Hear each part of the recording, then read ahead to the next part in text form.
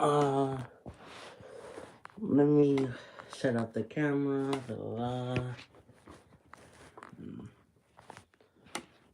I don't know why it's being kind of weird right now. Okay. So let me see how the camera looks on your guys' end. But today we are going to be trying something a little bit different. I did post a poll like 2 days ago if you'd be interested in this, and most people said that they would. So we're doing it.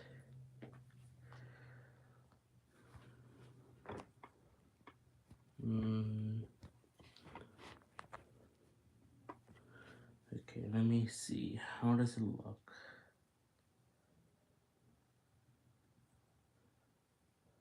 Almost there.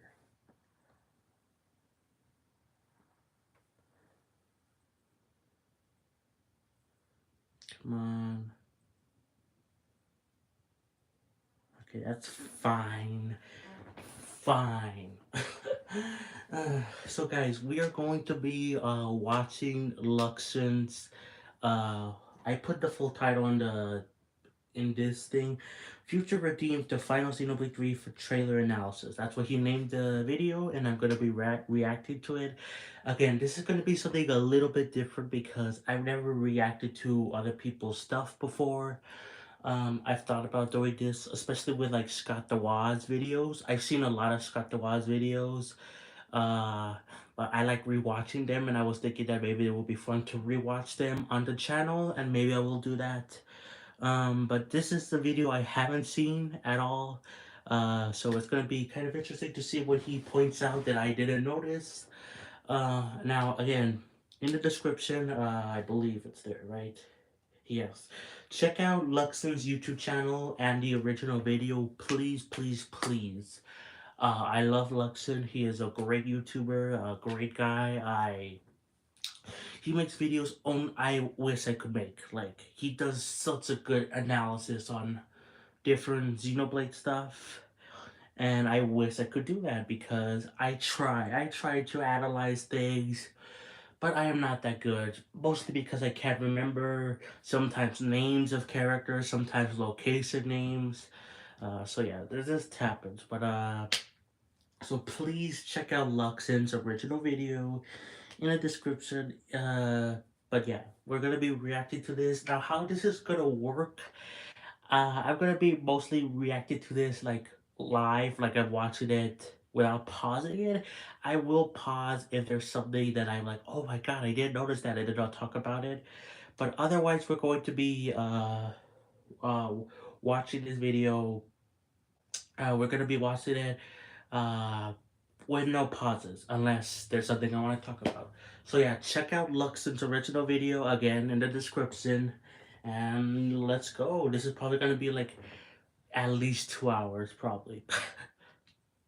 Okay, let me rewind. So the good news is, before Nintendo did this to us, I was always planning on releasing a video this week. The bad news is that it was going to be a relatively short, mostly humorous video about the amount of times Earth has been destroyed in the Xeno series. So, not only has my workload gotten a lot bigger recently, but you're going to probably have to wait a few more weeks for that, because I'm going to be spending a lot of time talking about the Wave 4 story DLC for Xenoblade Chronicles 3, Future Redeemed. And yeah, you saw how ballistic I went over a 90-second trailer that wasn't even entirely about the story DLC last time. This time they gave us a 2-minute and 49-second trailer and a massive info dump on Japanese web pages. Oh, so I know. I can't wait. back. We're going to be here for a while. I'm sorry in advance if this video takes so long to make that you've only got a couple days to watch it before the actual game comes out. So, yeah, if you don't have enough time to fully watch this analysis before Future Redeemed releases, I'm sorry, that's on me. I should have worked faster. Do not blame yourself. This video will contain spoilers for Xenoblade 1, Future Connected, 2, Torna, and 3. Don't need to worry about X this time, but oh god, I already have a lot of things to talk about, so I'm kind of glad in this case. Even though there are probably more sensible ways to go about talking about this stuff, just to keep myself sane, I'm going to go through all of this information in the order I personally read through it the first time. So we're going to start with the trailer, then look at two different Japanese pages where other information was posted. If some of this information is out in English at the time you're seeing this video, I started recording this less than 3 hours after the trailer dropped.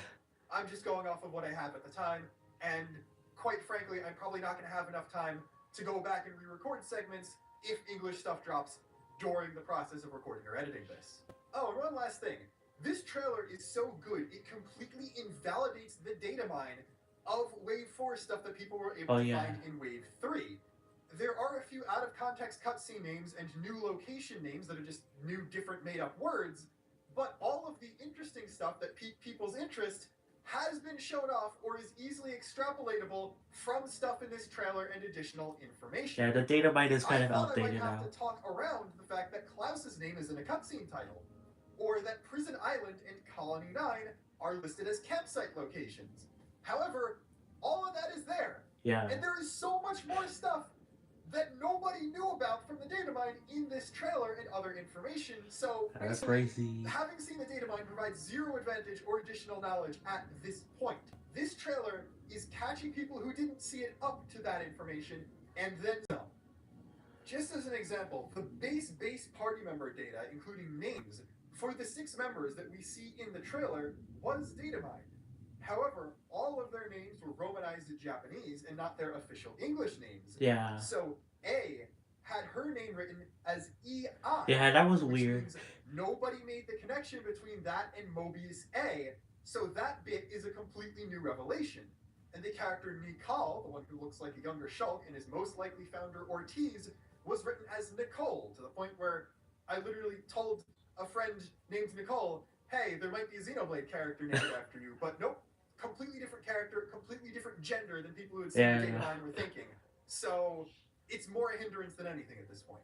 Anyway, we open on more footage of a scene that we have seen flashbacks to before in the main game. Mobius ends assault on the original city. As we see the main character from the previous trailer, whose name has now been officially revealed to be Matthew, wading through the destruction. He calls out 2 names. The second one is Granddad. He's just talking about his grandfather, who we already knew had been killed from the previous trailer, and we see this very shortly. But the first name he calls out might be slightly confusing to you. It sounds like he's saying Niall, or Nail, but this is not the name of the character. It is Na-El. Not It is slightly distorted because of his accent. Matthew is a name of biblical significance, just like Noah, and El is a Hebrew name for God. So, yeah, Xenoprotags, biblical names, it makes a whole lot of sense. Niall is Matthew's younger sister, and we'll see later that her appearance matches the Founder Doyle statue, just as Matthew does Founder Van Damme. We see N stabbing a guy, and there's more blood than we've seen in most of Xenoblade 3, so that's kind of a big deal. But more gruesomely, just when the camera starts to pan around behind Matthew, and before it zooms in on that, we see a group of city NPCs. Yeah, they're behind the fire. Place, just standing there, on fire. That's nuts, and I'm kind of surprised they got away with that in a T-rated game in current year. Like, stuff on that level of horrificness is the kind of stuff Maybe behind does frequently the enough, fire? where I like to say that it would probably be rated M if it came out today. And they're just throwing it out there. So, yeah, we see N stab an old man in the stomach with his Lucky 7, something we knew he had at this time from a flashback, and the dying man calls out Matthew's name. This is his grandfather, who we already knew got killed. The interesting thing about this is he shows up on a Japanese relationship chart.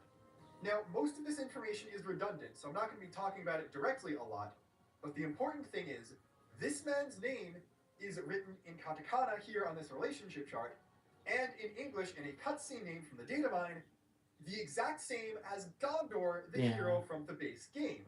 So now we know why Gondor doesn't like her name, as she was named after a male ancestor. Throughout this, it also cuts to a photo of the Noah and Mio, who would later go on to become N and M, with the child they had, heavily indicating this old Gondor is that child. Yeah. Which would then mean that my theory was slightly wrong, and Matthew and Niall are in fact N and M's great-grandchildren and not their grandchildren. This would also make the 2 of them the great-great-grandchildren of Rex and Nia. which is a very interesting family connection as we Great, see great. a different Rex relative and Rex himself later on. And Before we explore. I will pause real quick to just say that, man, man, the family tree in Xenoblade is gonna be crazy after this DLC. It already is crazy, and we don't even know if we'll maybe see Mithra and Rex's child. So, my God, and if they have kids, like, there's a theory I saw that, like, because people were thinking that Kamarabi was Pyra and Rex's son, but that's not real. That's not true. But maybe he's their grandson, which is gonna be, oh my God, the family tree is insane. In a flash of light, Old Man Gondor says, "Take care of Niall, the future. It's in your hands now, Matthew."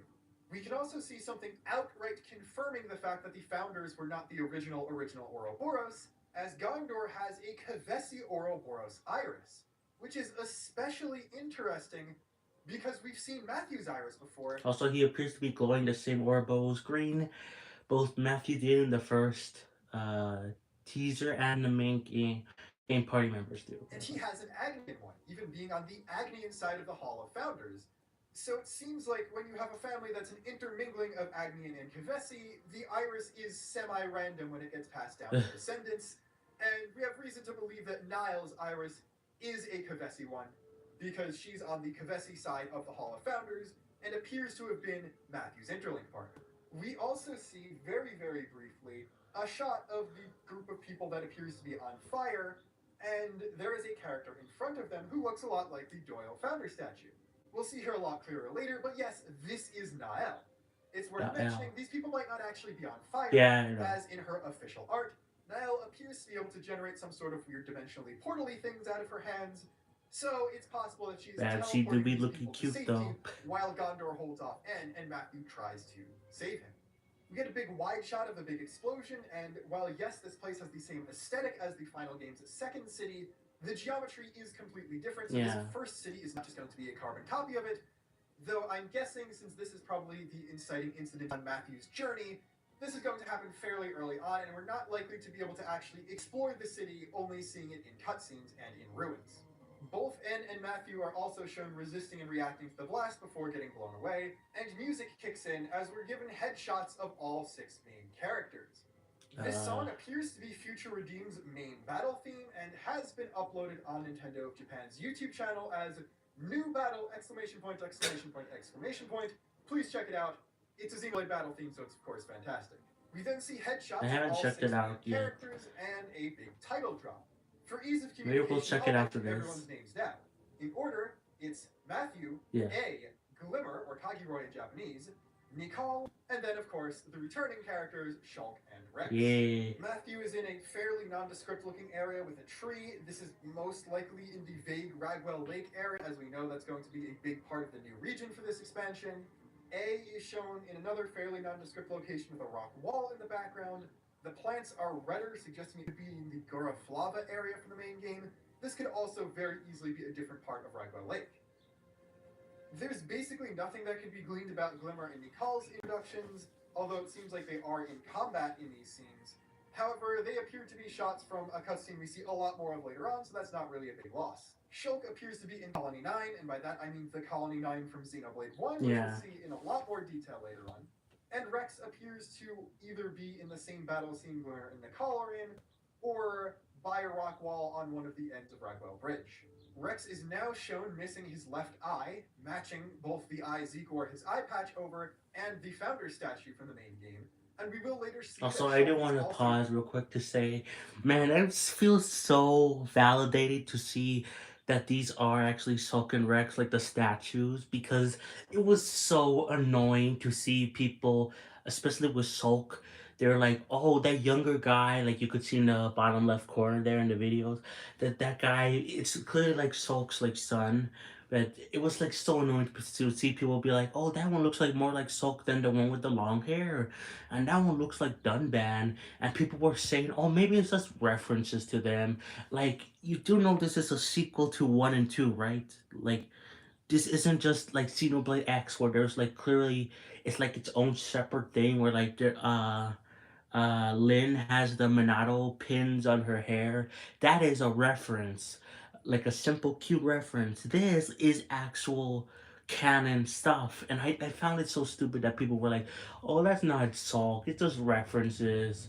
Or that's not like Rex because like dual wielding. It was just so annoying. But I'm happy it's confirmed now. So down a right arm using a robotic prosthetic. So the playable versions of these characters are going to match the founder statues and have suffered severe injuries. We then get our title drop, Xenoblade Chronicles 3 Future Redeemed. This and the gold subtitle lettering is obviously a reference to Xenoblade 1's Future Connected expansion, yeah. which dropped with Xenoblade Definitive Edition, but the logo itself is actually tying all three games together. I know, it's so cool. Each Xenoblade logo did something different to the letters to properly reflect the themes and events that happen in the game. The Xenoblade 3 part of this logo is identical to the base game, so the letters in Xenoblade Chronicles are fading away into modes of light, like an off-seeing, and there's a term marker in the number 3, and Future Redeemed has its letters rendered in a very ink brushy style, matching the Monado art symbols, yeah, while so Redeemed cool. is on fire, like Pyra's fire, which was represented in Xenoblade 2's logo. The gold color is also consistent across all three Xenoblade expansion stories, as Torna the Golden Country subtitle used letters cut out of a gold thing, and Future Connected and Future Redeemed both just use gold lettering.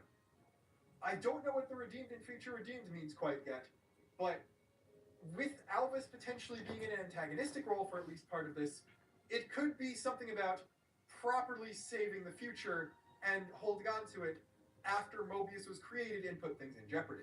The party is standing in what appears to be a big lightning storm on top of a snowy mountain, which suggests that there will be importance placed on a snow area at some point in this story, which makes sense because there was barely any snow in the base game. I know, why Behind that? Matthew, we can also see Prison Island from Xenoblade 1, a very important location that also will show up later in this trailer.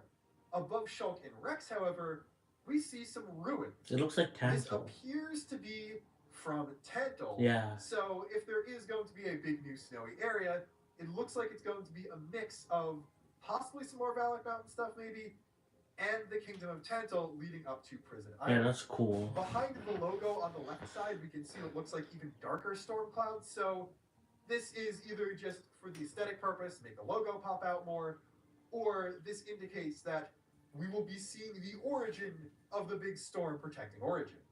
I didn't mean to say Origin twice there in that sentence, I'm sorry. No. We're then thrown into an altercation between Glimmer and Nikal. And yes, it is very worth pointing out that Glimmer is virtually identical to the statue of House Rhodes' founder, while Nikal is virtually identical to the statue of House Ortiz.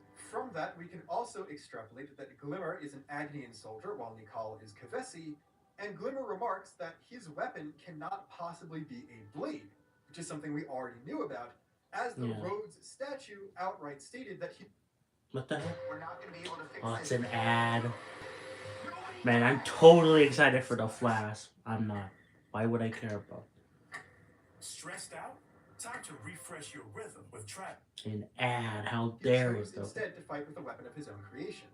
And when we get to his official art, there will actually be a lot to talk about that weapon.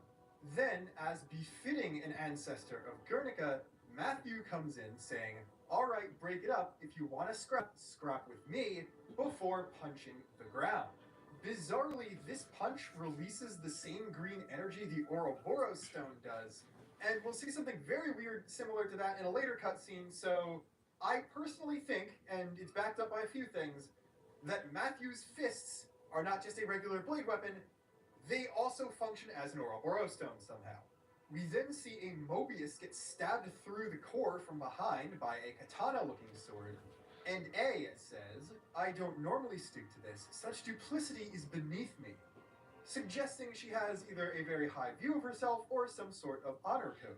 We also see that, yeah, she is basically a female Alvis in design, although, bizarrely enough, she does not have the Ontos core crystal on her chest like he did, both in scenes in this trailer and the previous one, and in Xenoblade Definitive Edition, but instead worn as an earring.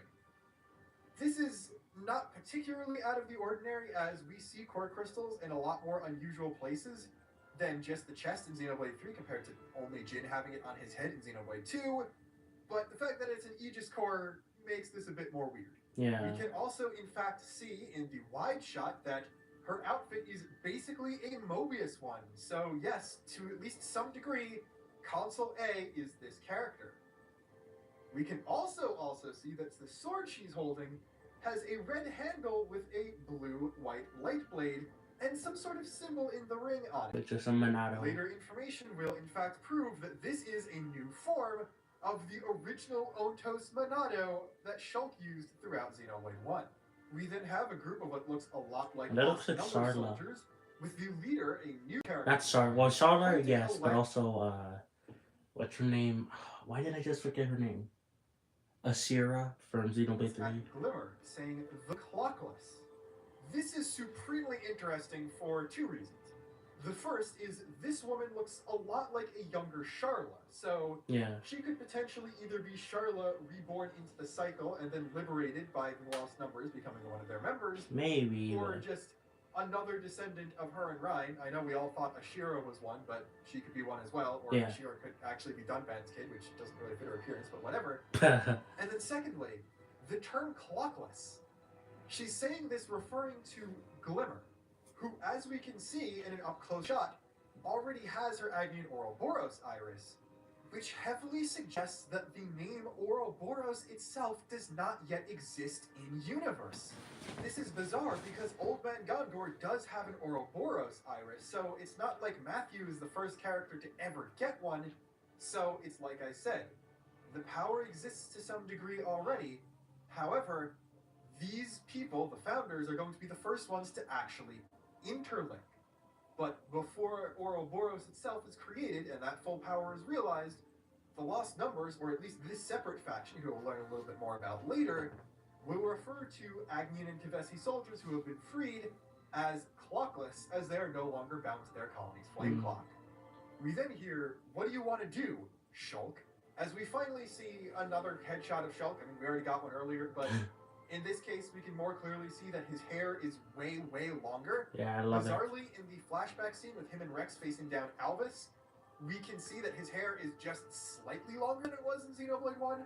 So it looks like after he lost his arm, he also grew his hair out to even better match Dunban, which is kind of adorable. I love Behind him, we can see some people with similar looking outfits to the ones the characters in the Glimmer scene were wearing, and even what appears to be the tip of the Sharla lookalike woman's lance, as well as a Gormani behind Shulk's left shoulder. So it looks like whatever this force is, it's made of people from multiple races, and unlike the second city where the bloodlines have been diluted so much everyone just appears human, all the different races at least retain some of their unique characteristics. Although, I'm not sure if we see a single Machina or Hyantia throughout all of this. We then see Maybe we'll see them later as on. he shouts, "Careful," to try and shield Glimmer from something. In the background behind him right, we can see Matthew and some structure with what looks like Mobius energy coming out of it. Instead of taking the attack himself, though, he is then shielded by the Gigaist of Chaz, Yes. Rex himself. And while it does seem like he has unfortunately been recast, though he does retain his original Japanese voice, he is introduced immediately by spouting two memes and recreating an iconic pose from his original game. He says, "I like your attitude, kiddo. I know, And then I I'll know. show them a thing or three," and then makes the exact same motion as he does when he first obtains both Pyra and Numa's swords in Xenoblade 2.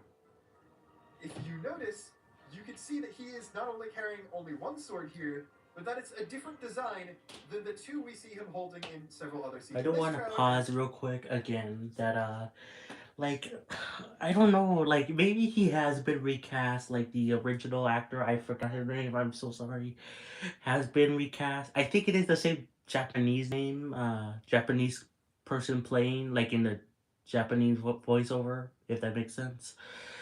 But maybe like I mean maybe the actor for Rex, like the original one, has huge range. Like I mean we don't know for sure. We'll have to wait until the end of the game when we see the credits or whatever. But like it's gonna be hard to tell because he even though he sounds different, his the way he sounds, like the accent sounds very, very, very similar to how he did in Xenoblade 2. So it's gonna like it sounds close enough in my opinion. So if it is a recast, it's not that big of a difference. But if it isn't a recast and he just has huge range, then that's great. But yeah, it just sounds very, very similar. Like the accent, you know. the previous one.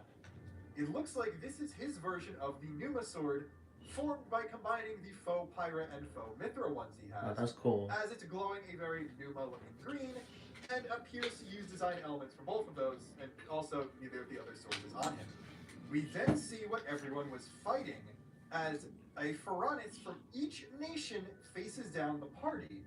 And Rex is not in this shot, but the spear woman from before it is, so she is fairly likely to die, unfortunately. It looks to me that this is an extension of the altercation between Glimmer and Nikal, as they went from fighting against each other to Nikal trying to protect her from an attack from one of these Pharaonises. So it's probably these two's colonies here, and we can even see a Mobius standing atop the Agnian one. I didn't know This Mobius talks, and I'm gonna be real, his voice is so distorted I can barely hear what he's saying, but I think people have said this is why it's not, at least design wise, this is be. Yeah, it's hard to. I have actually, I've been replayed through Xenoblade 3 New Game Plus. I've done a few live streams and a video that's coming out in like tomorrow, I think. On me playing it. I am appreciating the Mobius now more closely. I think the Mobius are becoming better for me as villains. But man, do they sound sometimes so distorted? But in this trailer, like the guy sounds really distorted. So I don't know. I can't even tell what he's saying. he says, I'll put two Pharaonises together to double my power. How's that for a pointed breakthrough? And yeah, he is in fact sticking the two Pharaonises together and then fires head lasers from both of them. This is not the same Mobius that we see A stab earlier in the trailer, but I'm guessing that this one is fought later than that, and A's entire big deal, introducing herself and becoming trusted by Matthew in the first place, is by killing a Mobius that was giving him trouble. We then have gameplay, and I am going to gloss over a couple things here just because they are explicitly explained in other material. What's definitely worth pointing out is the character order, because this is going to be the order you're switching through, everyone. It goes Matthew, A, Nikal, Glimmer, Shulk, and Rex. This is actually kind of interesting, because Matthew is Agnian. We obviously know Shulk and Rex are going to be Kavesi and Agnian, respectively, and then Nikal and Glimmer are obviously going to be Kavesi and Agnian, respectively, which means to keep things balanced, A is going to be Kavesi, and yet we go Matthew A instead of A Matthew, meaning the characters are in the order of Agnian, Kavesi, Kavesi, Agnian, Kavesi, Agnian. This was obviously done to put Matthew, the Agnian controlling main character, on top, but I think it's kind of interesting they did not want to go Agnian, Kavesi down the entire way, but I guess they wanted to keep the Xenoblade 1 and 2 characters in 1 and 2 order outside of it. Yeah. Also, this is of course assuming that you can't switch weapon types out on characters in future redeemed, but since you couldn't in Torna as well, I think it's pretty likely you won't be able to here. And that's backed up by the fact that if you look at Matthew's arts, he has very punchy looking arts on both sides. And in fact, a detonating hit and raging force are just outright arts Gondor has access to, or the martial artist class does, which makes sense because he's Gondor's ancestor.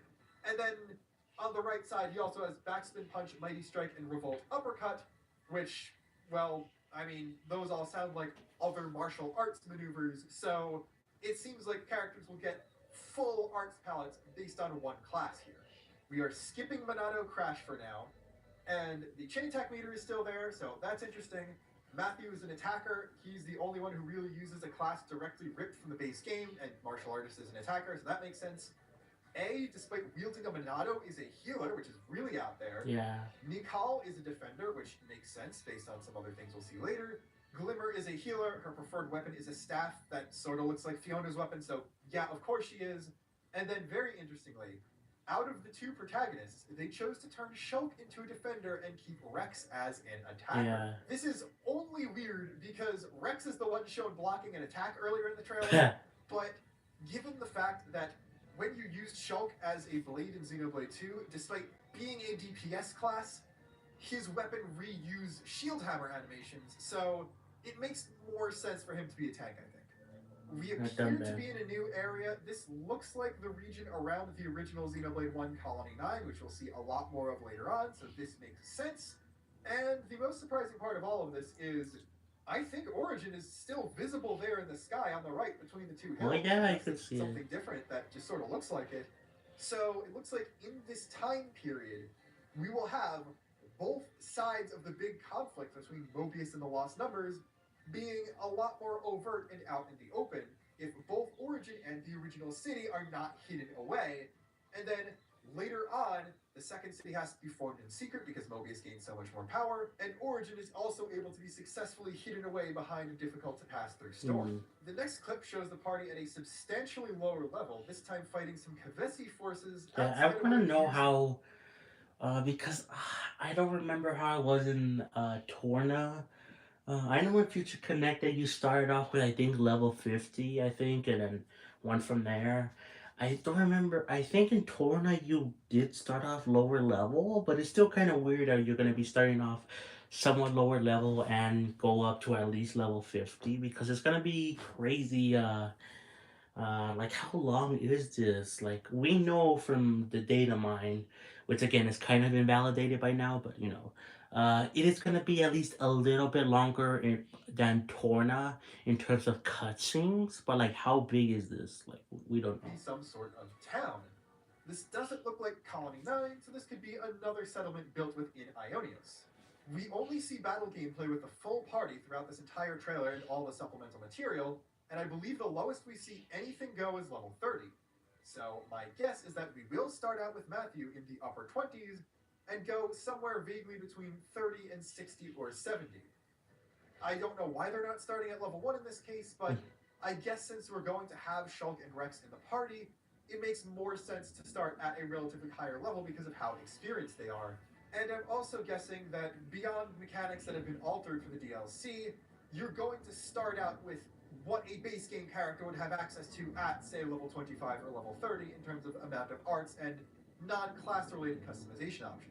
The player is controlling A here, and we can get a glimpse of a bunch of her arts, including her talent art, Vision. Remember, this is a post-Xenoblade 1 Shulk.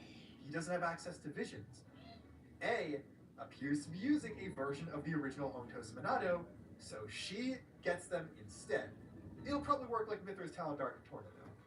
She also has Skyfoil, which inflicts attack down, Sword Mirage, which is an AoE that increases evasion, Shaker Edge, one of Shulk's original arts, which inflicts topple, Cross Ray, which is a heal, and Light Field, which is a regen field. That's not the most interesting thing, though, as if you remember from the first trailer, there was a shot of Matthew summoning what looked like an Ouroboros as more of a stand than an interlink thing. And we can actually see two of these in this shot. On the left side, partially hidden by the party list, we can see Matthew summon his Oh, first I just attack. see it. And on the right, just above the right side of A's arts palette, we can see one that was summoned by what appears to be Nikal. This means that the common fan prediction was in fact correct. All of these characters will be able to tap into it somewhat as like a stand type thing, and will most likely eventually learn how to interlink later. Nikal and Glimmer are the only interlink pair present in this party, as we don't see the founders of Cassini and Reed at all, though I guess the Charlotte-looking woman with the spear could potentially be Reed, as she seems to be close to Shulk. And part of Matthew's motivation in the story is to find Nael, who we already know is going to be his interlink partner. So yeah, I guess it does kind of spoil that she survives to some degree and becomes the founder of House Doyle, but in practice, this means that interlinking might be a playable thing, but it will be a playable thing much later on in the game, and we might only get to see the Matthew Nile and the Call Glimmer interlinks because we have no real indication who Cassini and Reed even are. There are also a couple new icons, as we see above most of the enemies' level tags. There's a green hexagon with a check mark in it. Oh, yeah, I see. This might have to do with the bestiary or collectopedia supplemental systems that we'll talk about way later on. So that's my real guess. And then there's also a red icon of a flag and a sword crossed together next to a tree and below the Auxilia HP bar for some reason. I don't know what that means. Only thing I can think of is that this is the future redeemed equivalent of skirmishes from base 3. The next shot has the player controlling Rex, and this is the one where everyone's level 30, except Matthew's level 31 for some reason. And looking at Rex's arts, we could very, very sadly see that despite using 2 swords, he has not upgraded to quadruple spinning edge, I know. sticking with double. Double. Crossblaze and Dual Blast are brand new arts, but he does also retain Anchor Shot, which has now gained a positional, meaning it's a bit less powerful and you do actually need to get into place. His talent art is Infinity Blade, which, in addition to being Noah's first Lucky 7 Oh talent yeah, card, no. was also the super secret epic hidden level 4 special that he had with Numa in base Xenoblade 2. So it's probably the thing that he does when he combines the fake Pyrite Mithra swords together. He makes a fake Numa sword and then is able to use a version of that attack. This again appears to be taking place in the Colony 9 outskirts. What does not is this new snow area shot, where the party is now in the level 40s and appears to be fighting a bird with a very, very familiar looking corruption on it. Oh my god. It's using an art. I just noticed like the fog cat. Yeah, the fog beast. Oh my god. I just noticed that. Oh my god. Oh my god, I'm so excited for this DLC. Called Fog Cannon and has another new icon, this one a set of gnashing pointy teeth to the left of its HP bar. I don't know what this icon means, but it does not on its own denote a fog beast. We'll see more of them later. I'm thinking at some sort of like hunt target that's not necessarily a unique monster maybe. We also get a look at Shulk's new tank loadout. Stream Edge has lost its AoE, while Slit Edge has lost its positional and gained one, so it's way more powerful. And Shulk has also gained Heavy Rush as a regular art, and a new lock-on art, Monado Rage, adding yet another art to the Monado art pile, Yay. despite the fact that he's not even using a real Monado anymore. His talent art is, of course, still Monado Buster. Next up is Nikal and Glimmer using some sort of combo attack where he shoots some stuff and she turns her staff into like an air who or something similar and fires some fire projectiles, an ability known as Hellstream. This time they're fighting some Agni and Levnesses, and we can also see a Blant in the background. In a couple frames of this, we can see that the Levnesses have different light colors and more red designs, suggesting that they might either be under direct Mobius control or a previous iteration of the technology, and also another hexagon marker above the level tag that appears to have some sort of different symbol in it than the green check mark. It's orange and doesn't look like an X. It might be something else that we might see clearer later in the trailer. I don't actually remember. Very, very briefly, when the regular UI fades in, we can also see Nikal's arts. Oh yeah. Hellstream is in fact the ability mapped to where the interlink button would be, and while we'll get more details about this later, it functions somewhat similar to the launch charge from the Gauntlet in the last wave of DLC. As for his arts, on D-pad up, Nikal has Blitz Punch, which is a high aggro ability, and then on X he has Motor Lifter, a launch. On Y he has Whirlwind, which is an AoE with high aggro. On B, Steady Assault, which is reduce mid-art damage, so it's basically mitigation during the animation of this art. And his talent art is Total Destruction, which is similar, but is also an AoE ability with Pierce. Now back to story as a new vocal song plays. I'm not going to even attempt to discern the lyrics in any of this. It's going to be very important, but I think we need to hear it in context in order to get everything out of this. Yeah. And we see Niall moping around in the house as she speaks. Interestingly, her accent appears to be English, despite being a cat girl. I know. This is most likely because she's not completely Gormati, or the version of Gormati Mia was. She's a descendant of N and M, and some of her other ancestors further down the line were probably also not Gormati, so she does have a more pure Gormati accent, like Neo, who is half Nia, has. She says, with or without Mobius, in the end, people always kill people. This pretty heavily contradicts with the little bio we get of her that describes her personality. So my guess is, at some point early on in the game, something horrific is going to happen that's going to scar her and massively change her outlook, and then Mobius attacks the city, because obviously she wouldn't be saying this just in response to a Mobius attack. She'd have to be exposed to the darkness of regular humans at some point as well.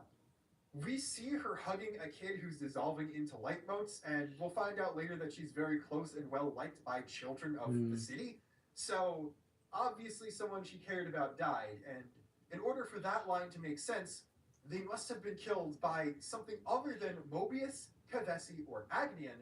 So it's likely that there is another faction of just regular people who are going around doing awful things that won't exist anymore by the time of the main game, because Mobius has clamped down so hard on anyone not from one of the nations. It seems like this has to happen before Anne attacks the city, because after that, Niall goes missing and Matthew has to find her. So unless they're hiding an entire second bit of campaign where you play as her and a bunch of bad things happen and she changes her outlook completely, there's got to be a fairly extensive intro where you're just playing as Matthew and Niall, who might not even be fully playable or just function as a hero, where some stuff happens, then Ed attacks the city, and then Matthew meets Shulk and Rex, and stuff goes on from there.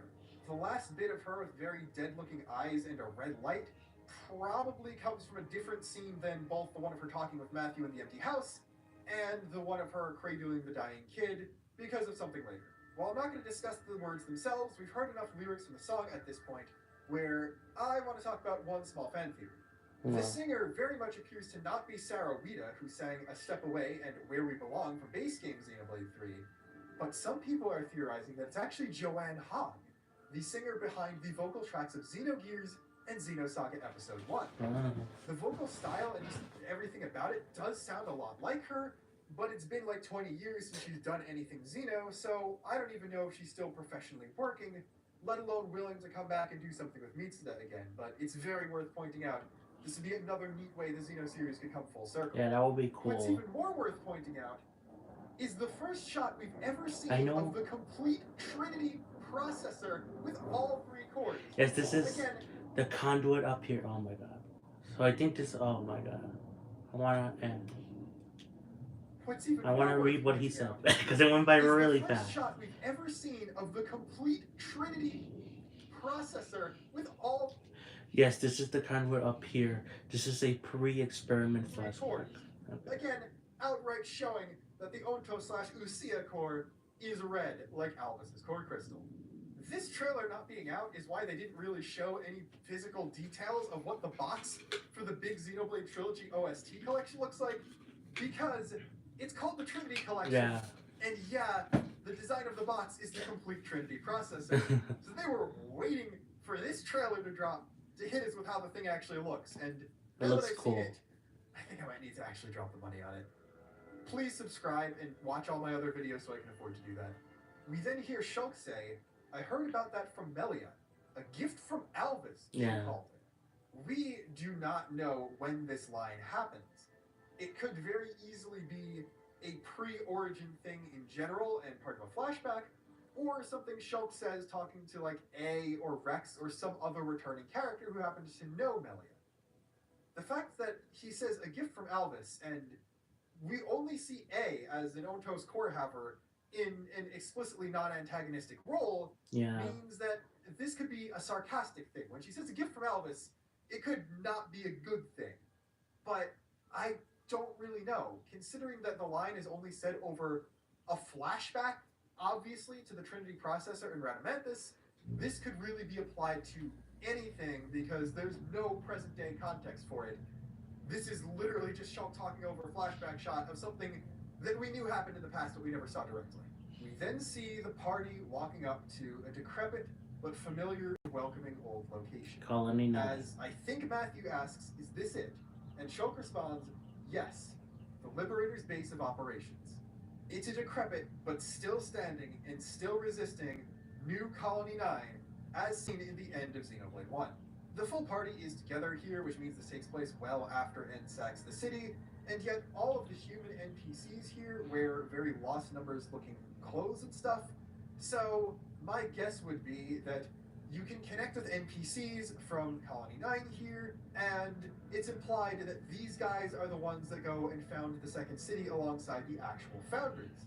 So if Reed and Cassini exist, they're probably seen as NPCs around here as well. Then we get a scene that I just can't even begin to comprehend. Zed says, is this how badly you want to erase us? My God. Yeah. And yeah, this is an extended look at the whole scene of Shulk and Rex facing down Alvis from the other trailer, except Zed is floating next to them, suggesting that the leader of Mobius is somehow on their side against the encroaching Ontos, which, how?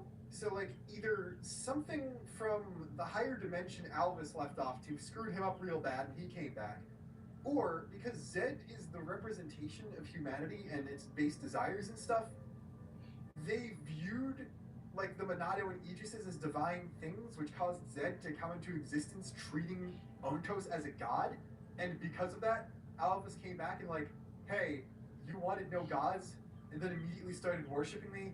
maybe you should stop existing now, or something like that.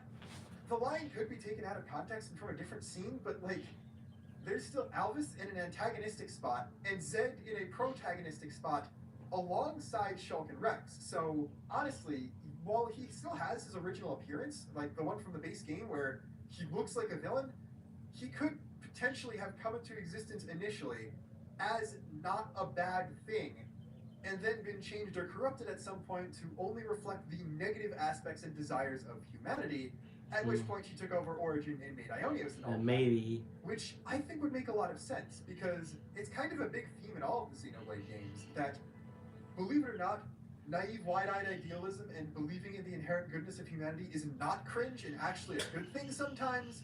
So the fact that the representation of humanity's collective unconscious started off like that, but then somehow got screwed up and is only a bad thing, leaving the children of the previous generation of heroes and just some other people, because I think Lance is just kind of a guy.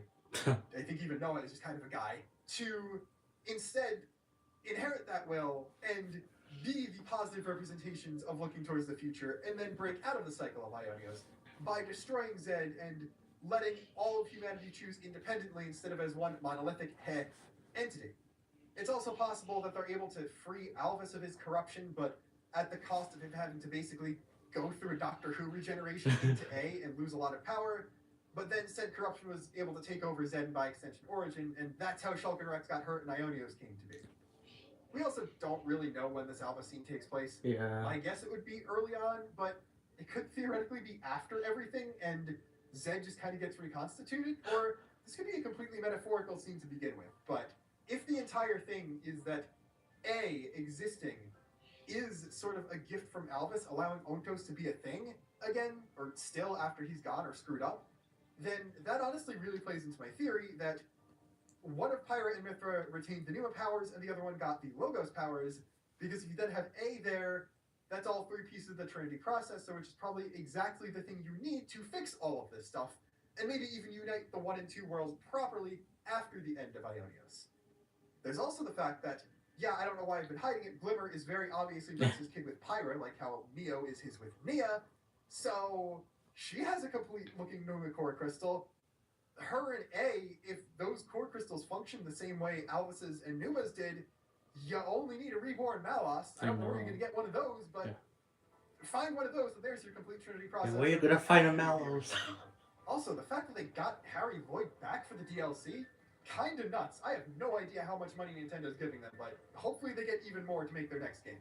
We then get some money shots from what's going to be a big climactic, if not the final battle, as the party members take on N at Prison Island, which, yeah, we saw it earlier in the big piece of key art, but it's clearly going to be a very important location. He's using his Lucky 7 out of the sheath again, like he did when he killed Old Man Gondor, and is able to hold off both Matthew and A.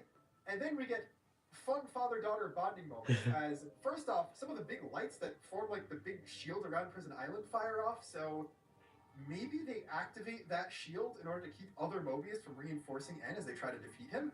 And yeah, you can even see... That's not Glimmer. It's either Nile or a new character. My god, it's so annoying. I guess I could just do this. If it's the latter, this is probably Sandra Cassini as Sphere. Sarla very much seems to be red. Yeah, that looks... Who is that character? Glimmer charging up her staff, which might be able to activate that stuff the same way Saurian could with the big Hyentia staff. Or I don't know, Shulk was there, he could explain something about that. But speaking of Glimmer, we then get fun father-daughter bonding moments as Rex and his daughter do a tag team attack on Rex's son-in-law, who's with one of his other daughters, which is just hilarious. Funny things like that are why I... Also a reference to Rex and Pyra versus Malos in Xenoblade 2 Chapter 1. Continue to not have any real problem with the epic Rex family tree. Speaking again of Glimmer, we see her talking to Rex and saying, "But now I'm glad I'm here. Glad to choose for myself." And yes, checking the Japanese page, she has the same voice actress as Pyra and Mithra, and this sounds like Sky Bennett returning. Yeah. So even if Al Weaver is not back as Rex... She has said since on Twitter that this isn't her, so either it's a funny NDA moment or a very good look sound alike. But it's so it's not her. It sounds a lot like her. Dang, it's a very good sound alike. We still have a protagonist from both Xenoblade 1 and 2, voiced by their original VA. Next, we see Nicole talking to Shulk, saying, honestly, just knowing who I'm meant to be fighting, that's the biggest thing of all. And yeah, Nicole is most likely Shulk's son with Fiora. I thought Chris was, could still be possible, they could be brothers, maybe even twins, I don't know. But he's a mechanically inclined Homs boy who looks a lot like Shulk, has the same hair color, has similar eyes to Fiora in some interpretations of her. Is probably their kid. Obviously, both he and Glimmer are reincarnated through the Flame Clock system, so they won't have memories of Shulk and Rex actually being their dads. And that's sad. But it's somewhat similar to the relationship Nia and Mio have in Base 3, or potentially even the one Nia and M have that we don't really see a lot of. It's stuff like that. They're probably still going to have interactions and inexplicably be drawn to each other and be close, because obviously we know Shulk and Rex would be good fathers, so any remaining memories in the back of their mind would obviously be positive ones. Nicole does not have Shulk's Japanese VA, and he does not appear to be voiced by Adam Howden here. More importantly, though, there's a scene where he's working on Shulk's prosthetic arm, that's adorable. But Riku is just there. This takes place 10,000 years before the main game, by the way. Riku is just there. Honestly, the fact that regular Alvis and girl Alvis are both in this trailer makes Riku also being Alvis more likely even less for some reason. I think he might just be like some kind of super special Nappan sage in training or something like that. And I think it's pretty clear that Nicole, Shulk, or both of them are Riku's mysterious master pawn. My guess would be Nicole because his weapon type is clearly two big robot arms that are based on Nappan wings, so he likely has some connection to Nappan in general. There's another clip of the Prison Island end fight where Nicole and Shulk are fighting together. Makes sense, they're probably father and son, and they're both tanks. We then get an A scene. My guess would be this is her giving exposition on the old world, something Shulk and Rex should know about, but this might be her explaining this to the other three party members, or potentially even giving additional context that Alvis as Ontos might have had access to, but Pirate and Mithra would have lost. It is incredibly out of focus, but in the first shot where we can just see A's head, there is a building in the background, and to me, this looks like a repaired version of the church from Elysium. Oh yeah. So it's possible she draws everyone into like an actual recreated memory that shows the Elysium space station in its prime. Despite that, though, all of the other flashback stuff does appear to be reused from 2. Either way, A says, despite having built the perfect world for themselves, humans yet desired the beyond.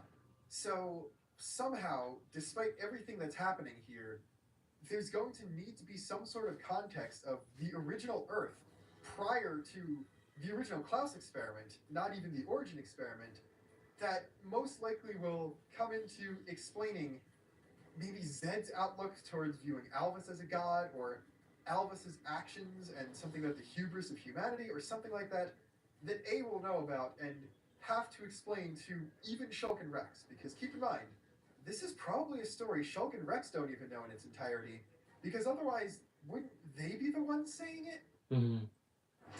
Wow, an ad, who would have guessed? I think I could skip it. There we go. I don't know, it just And I hear a weird noise outside, seems whatever. to me like we're going to get even more old Earth lore than we had before. And that's so and cool. It's not just going to be A giving an exposition dump. Oh, also, I'm almost certain based on this line that A's English VA is Medion's VA, so I am so happy right now. No Hyantia party member, but we almost have a burp here. Our last scene is Niall saying, Matthew, always in fantasy land, as she turns to face him, glowing with power, in a different outfit.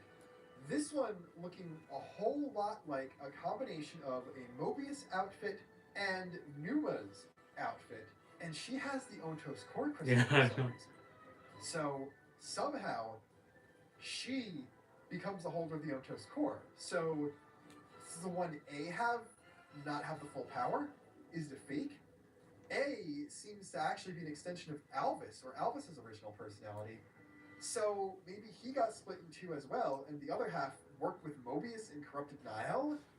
Or does A sacrifice herself at some point after the fight with N and do the resurrection thing that Alvis and Pyra did to bring Niall back to life, because maybe she died, but then at some point she gets Mobius, and it's not the character named A, but Niall herself who becomes Mobius A. Except that can't be true because we know Niall has to become Doyle.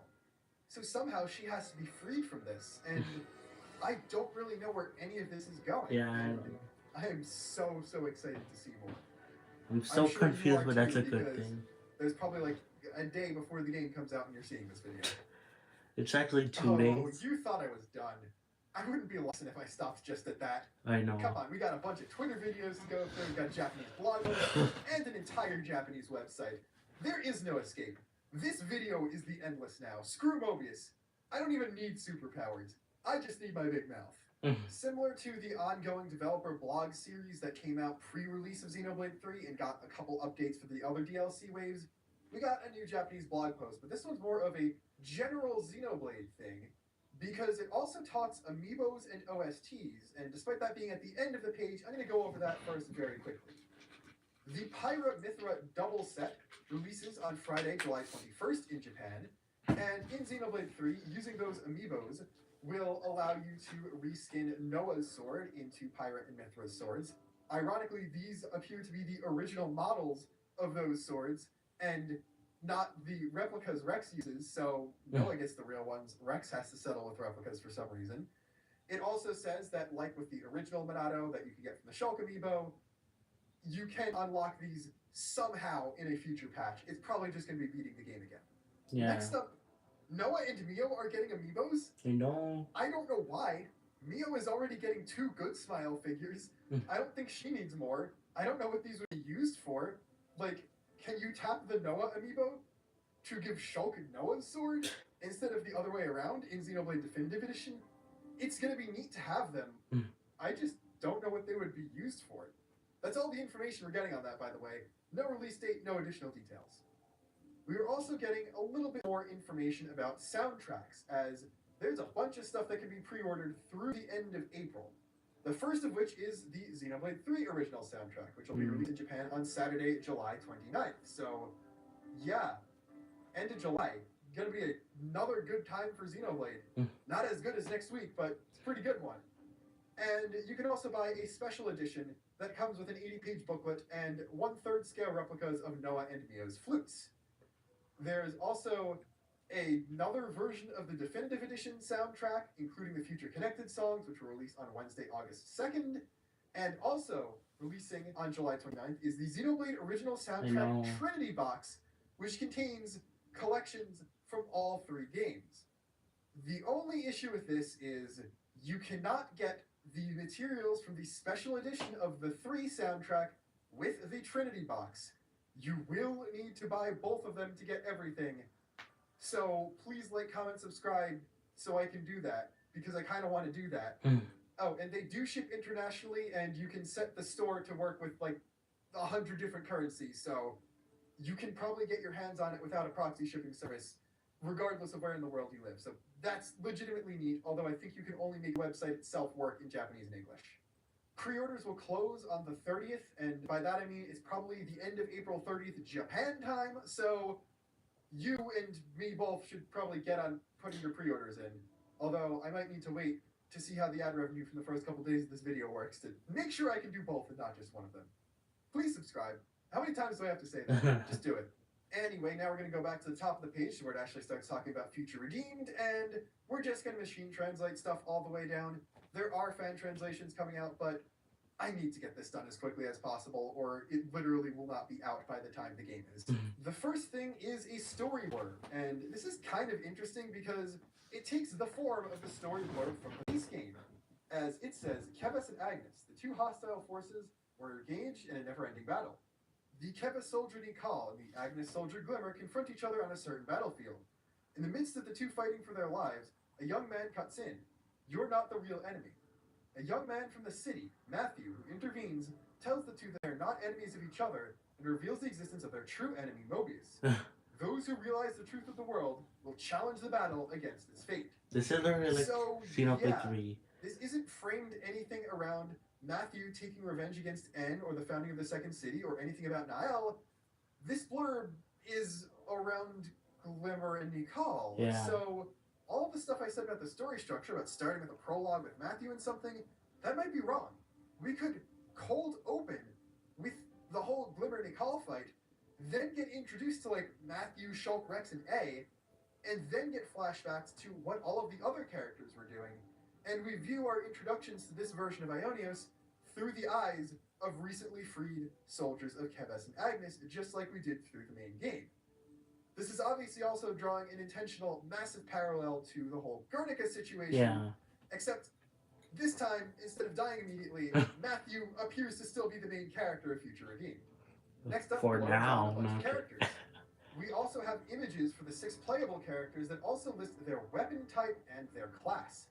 First up is Matthew. His class is Martial Artist, which, again, makes sense. He's the founder of House Van Damme, and we see both Guernica and Gondor use similar martial arts to his.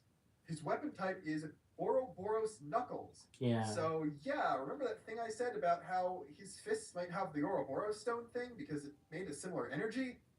That might very well be the case.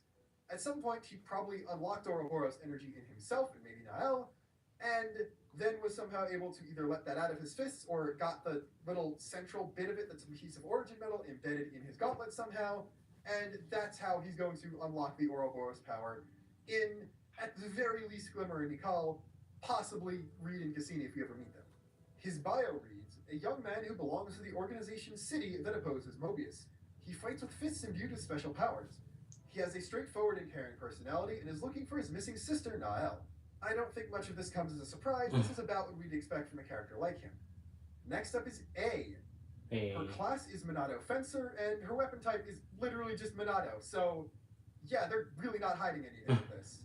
She is a user of a thin red sword and works together with Matthew. She has the personality to judge things calmly and is a good partner of Matthew who tends to act without thinking about the consequences.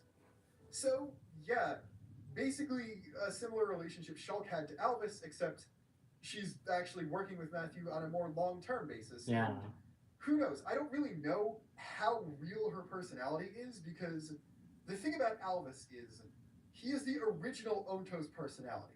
Numa, and by that I mean Pyramithra, and then Malos were personalities awakened as blades. So Yeah. they were not the original AI personalities developed for the Trinity processors. So we don't really know what A's relationship to Albus is. Is she a continuation of the same consciousness as Albus? Is she a split off like a Pyramithra thing?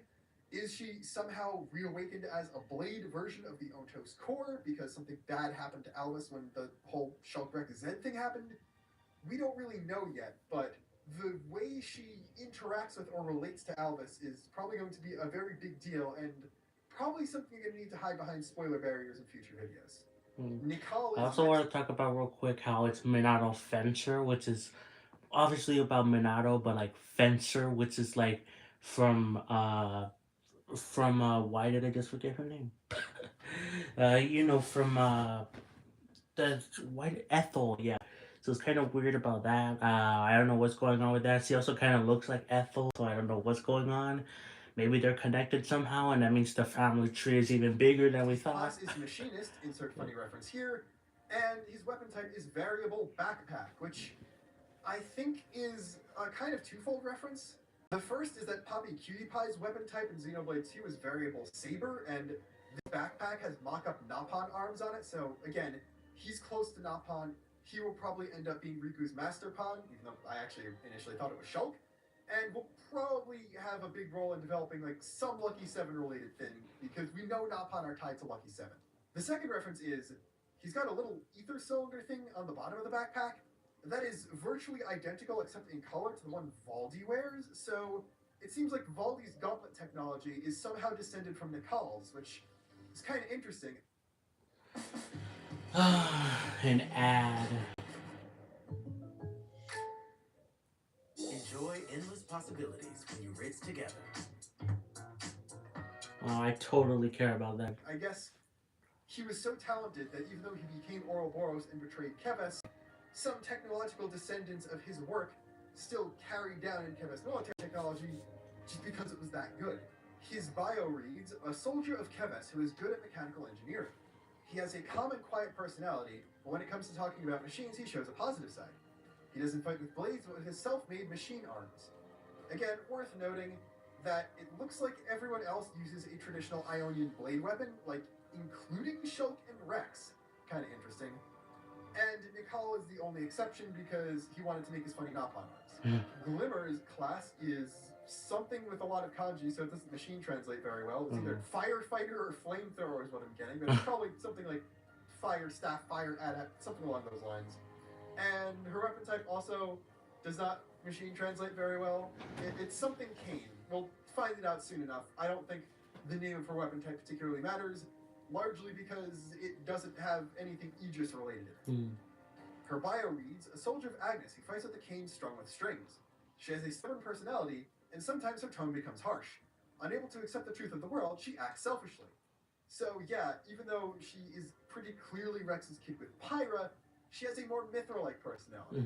And while I think it would be funny to continue the tradition of roasting Mithra in DLC and have her and her kid never mentioned, it seems likely then that Mithra's kid is more like Pyra, which I think would be a neat dichotomy to see if we ever actually get to see the full family together. Shulk's class is Grand Soldier. It's fitting because he's very Dunban inspired, and Dunban has like the general set, so he's clearly a big and important soldier guy, as if we didn't already know that. So I think that's pretty cool. The pose in his art is also a reference to a piece of art of Dunban from Xenoblade 1, so that's always nice and cool to see. And his weapon is Monado Replica EX Kai. Off the top of my head, I don't actually know what the Japanese name of the Monado Replica EX Plus from Future Connected is. So it could very well be that. It is that we can skip over a bit of speculation about it now. He's described as a kind-hearted swordsman who wields a red sword. In his past battles, his right arm becomes his prosthetic arm, and he wields a large sword with only his left hand. To help Glimmer, who is attacked by Mobius. Yeah, that's basically the Reed statue description. Don't really have much else to say here, other than this man is tired. Lastly, for party members is Rex, with the class Master Driver, love to see it, and the weapon type Flaming Twin Swords. That's probably a slight mistranslation, as obviously only the Pyro one is supposed to be on fire. He is described as a large swordsman who wields 2 pairs of swords. He has lost his left eye in a past battle. He has a lively and frank personality, and together with Shulk, he leads an organization called the Liberators. So yeah, the faction operating out of Colony 9 is not necessarily the same faction that becomes the Lost Numbers and is from the first city. It seems like whoever's left of the Liberators after the end of the story is going to get rounded up by Matthew and go to the second city and work together with the other founders, but that's an entire different story. It seems like the Liberators are, at least initially, a separate faction. They're like a 4th faction. Might not even exist at this point in time. Next, Niall, Matthew's younger sister. She has a kind personality, taking care of the children in the city. Due to a certain incident, she goes missing. Her art really makes her look like she can open up portals of some sort, or use the same rift energy from the Future Connected fog rifts or something like that. So she might have. Also, her design is probably based on Disney concept art from too. Just been born with Zohar power or something, and that's why weird stuff's happening around her, and like how Ontos can take control of her or something like that. I don't know. If her art didn't have those yellow effects, I don't think I would be thinking so hard right now. And I almost wish I lived in that universe because my brain is very sore. Lastly, though, is a mystery character. Described as a mysterious person who appeared before Shulk and Rex. Shulk looks like a familiar face. I mean, this could be a fake Alvis, but it's obviously Alvis. I know. I don't know why they're doing that. Question mark. Members of Mobius, I don't think they. Okay, the same energy as the like who's that Pokemon? And it's the silhouette of Pikachu. Like, oh, I wonder who that is. It's the term, and same energy. They listed like D and N as question mark on the website or whatever. Like, that's fine. They're mysterious characters from some evil faction that's probably the real enemy Guernica talked about. But then, like, this is just Alvis. He looks like a character from a previous game. And looking like Noah is one thing. Alvis just being Alvis is something different. I don't know why they bothered, but I'm glad they did, because it's making me laugh. Lastly, for this page, we get a funny relationship chart. And thankfully, this one's a lot smaller than the base game one. It straight up lists Gondor being there and being the grandfather of Matthew and Niall, so like that's a thing. And then it lists A as being basically in her complete unique faction. And a lot of the interpersonal relationships are just how they've been described before. Like, apparently, Nicole and Glimmer used to be rivals of some sort, and they sort of had like an Ethel Kamaravi relationship, which is why they teamed up and were able to fight together really well, like as soon as they learned the truth of the world. N is shown in official art without his mask for some reason, so I guess he doesn't even get it until the end of the DLC. And then, very funnily, Riku is just listed alongside the Liberators, not connected to anyone. He's just there, which is perfect, because that sure is how Riku works.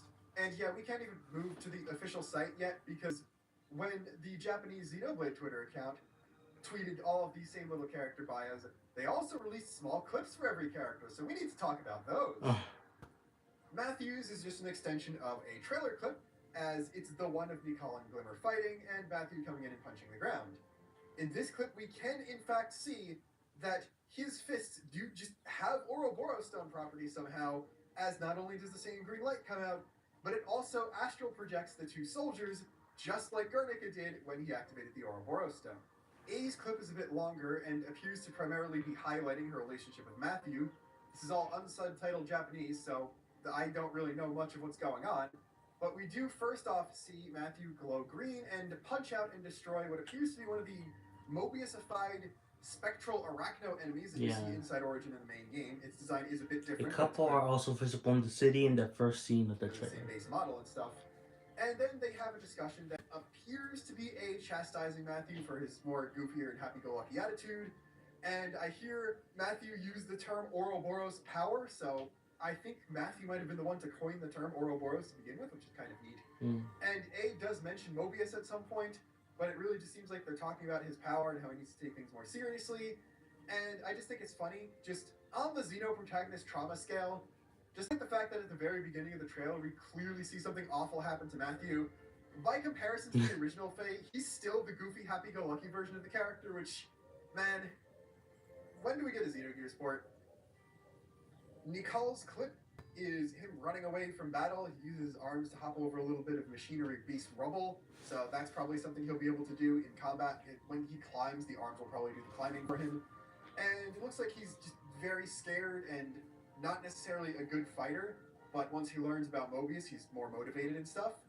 And the other Kavesi soldiers seem like they're looking around or something.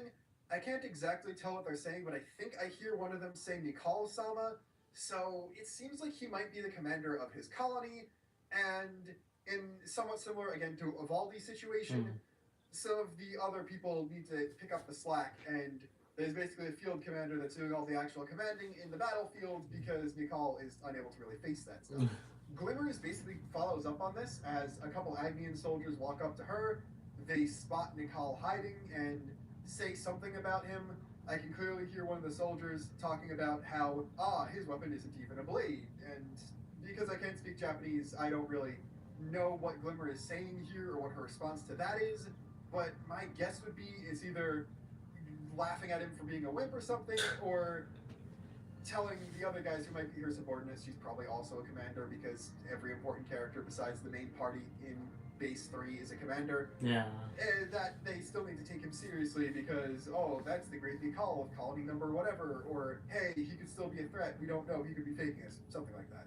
Shulk's clip is from the scene with the two Feronises that we saw before, and it's of him pushing Glimmer out of the way of a big laser blast, saying something to her, and then confronting the console on top of it. He has not transformed into Mobius, he's still in his console armor, but unfortunately the shot is too far zoomed out. I can't tell if it's a reused armor design from the base game, or if it's a new design, or something like that.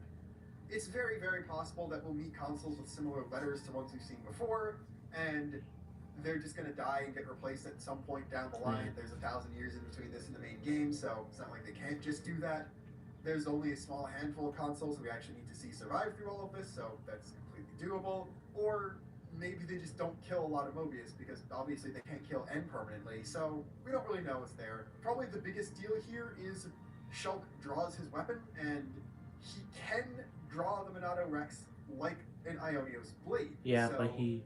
My guess would be Rex's swords are also converted that way, And my favorite part about that, though, is he has muscle memory, so Mhm. he still draws it like it's hung on his back, I know, it's like so it would have cool. been normally.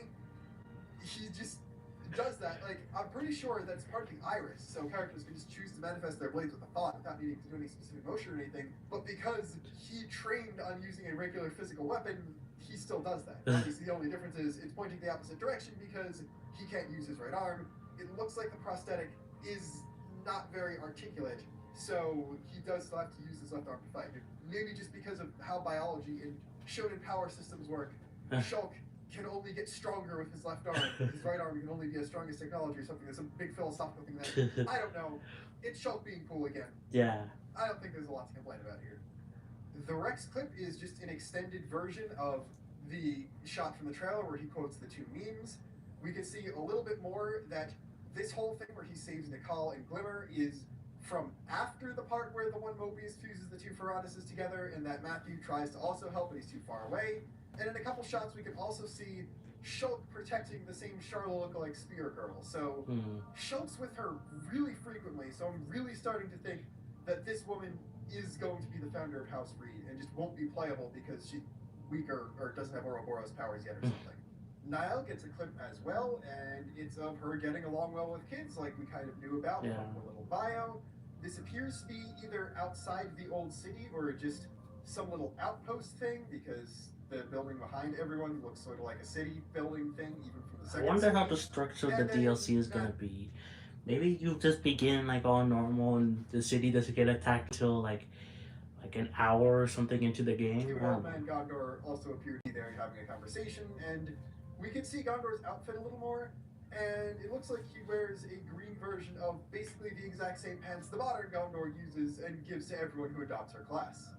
Alvis's clip is kind of nuts, because it is an extended version of the trailer scene with some parts swapped out, and it shows that in the bit we were shown before, in the initial trailer, they hid Zed very well, because he is there in the scene.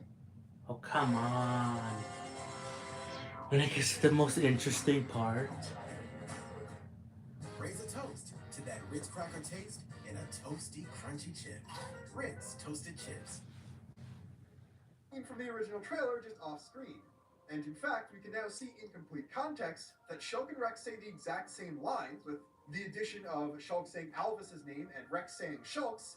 So, yes, Rex's heartless machine line was in fact directed towards this Alvis, who is attacking him, Shulk, and Zed for some reason.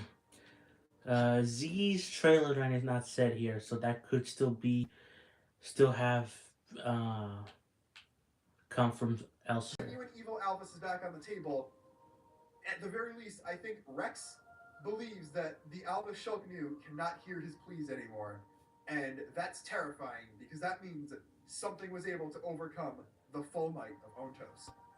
And now we can move on to the official Japanese site for this, because while it repeats a lot of information, it gives us a whole lot more. Yay! It does repeat the same story blurb and character bios, but each character also gets 2 additional screenshots. Some of them are just straight up higher resolution clips of scenes that show up in the trailer, and some aren't, but there are, I think, 3 that are actually worth talking about. The first is Rex's second one that shows him. I'm gonna pause real quick. Oh, I said pause real quick. I'm going to the bathroom real quick.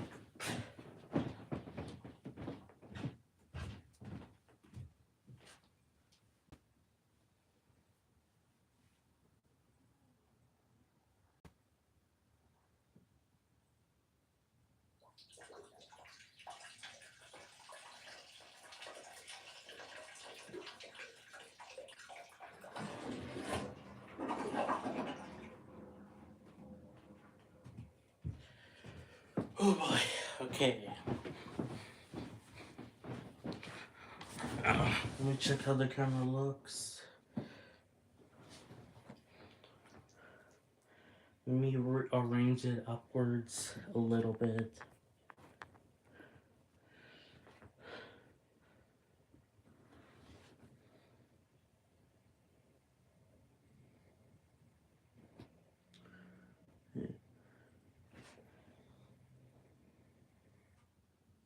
Okay, that looks about good.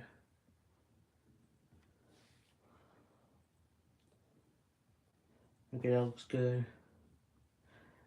Let's go. Let's continue on. And he has some red stuff splotching out of him. Like, is that blood? Is the whole difference that people from outside Ionios bleed normally, and people who were either born in Ionios knew like lost numbers, or are tied to the flame cock, or born with the flame cock, don't bleed the same way or something, but then old man Gondor bled normally? I don't know.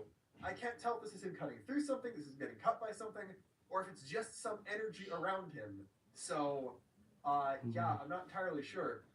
This appears to be the double Ferranis fight, and he's already missing his eye, so he really can't get particularly named in this specific altercation. But If you think it's just a I don't know, Ferranis maybe thing, because he saved Glimmer, then she's going to heal him up, or something like that. Or it's just regular red energy and I'm making stuff up. In A's second picture, we can get a very good look at her weapon, and yep, that sure is another version of Ontos's Minato, yeah.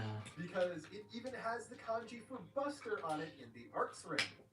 Kind of interesting, I guess, because she doesn't seem to even have Minato Buster on her arts palette, but maybe she just uses Minato arts in cutscenes or something, or she unlocks them throughout the story like Shulk did in 1, and because she's just quirky like that, she has to learn Buster at some point, maybe from Shulk, instead of Shulk, who just inherited it from Dunban, who I don't know how he knew it.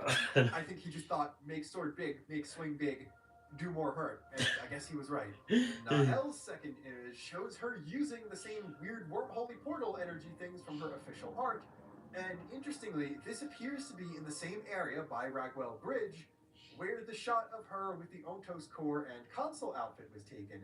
So I'm kind of thinking, especially because there's some red motes in the air, this is the instance of her transforming into that form and potentially becoming an antagonist who they have to like eventually get the original Niall out of this weird Otos thing after N is defeated. So we do the whole founder story of them defeating N, but that's not the end of these characters' journey. It's just what was taken down in history, and they have to resolve the final issue of Otos and properly set the stage for Noah and Mio's journey. Thankfully for your ears and my voice, we're almost done, but there are a couple subheaders in the official website that weren't anywhere else, a battle and a system tab. The battle tab reads, as with the main story of Xenoblade 3, battles where the roles of attacker, defender, and healer, which will differ for each character, are important. Fight by making full use of powerful techniques, arts with various effects. In addition, you can advance the battle more advantageously with special powers and cooperative attacks with friends. Then the first point is Ouroboros power. The main characters can use Ouroboros power, which is stronger than normal arts. Ouroboros power can be fused with other arts to obtain various additional effects.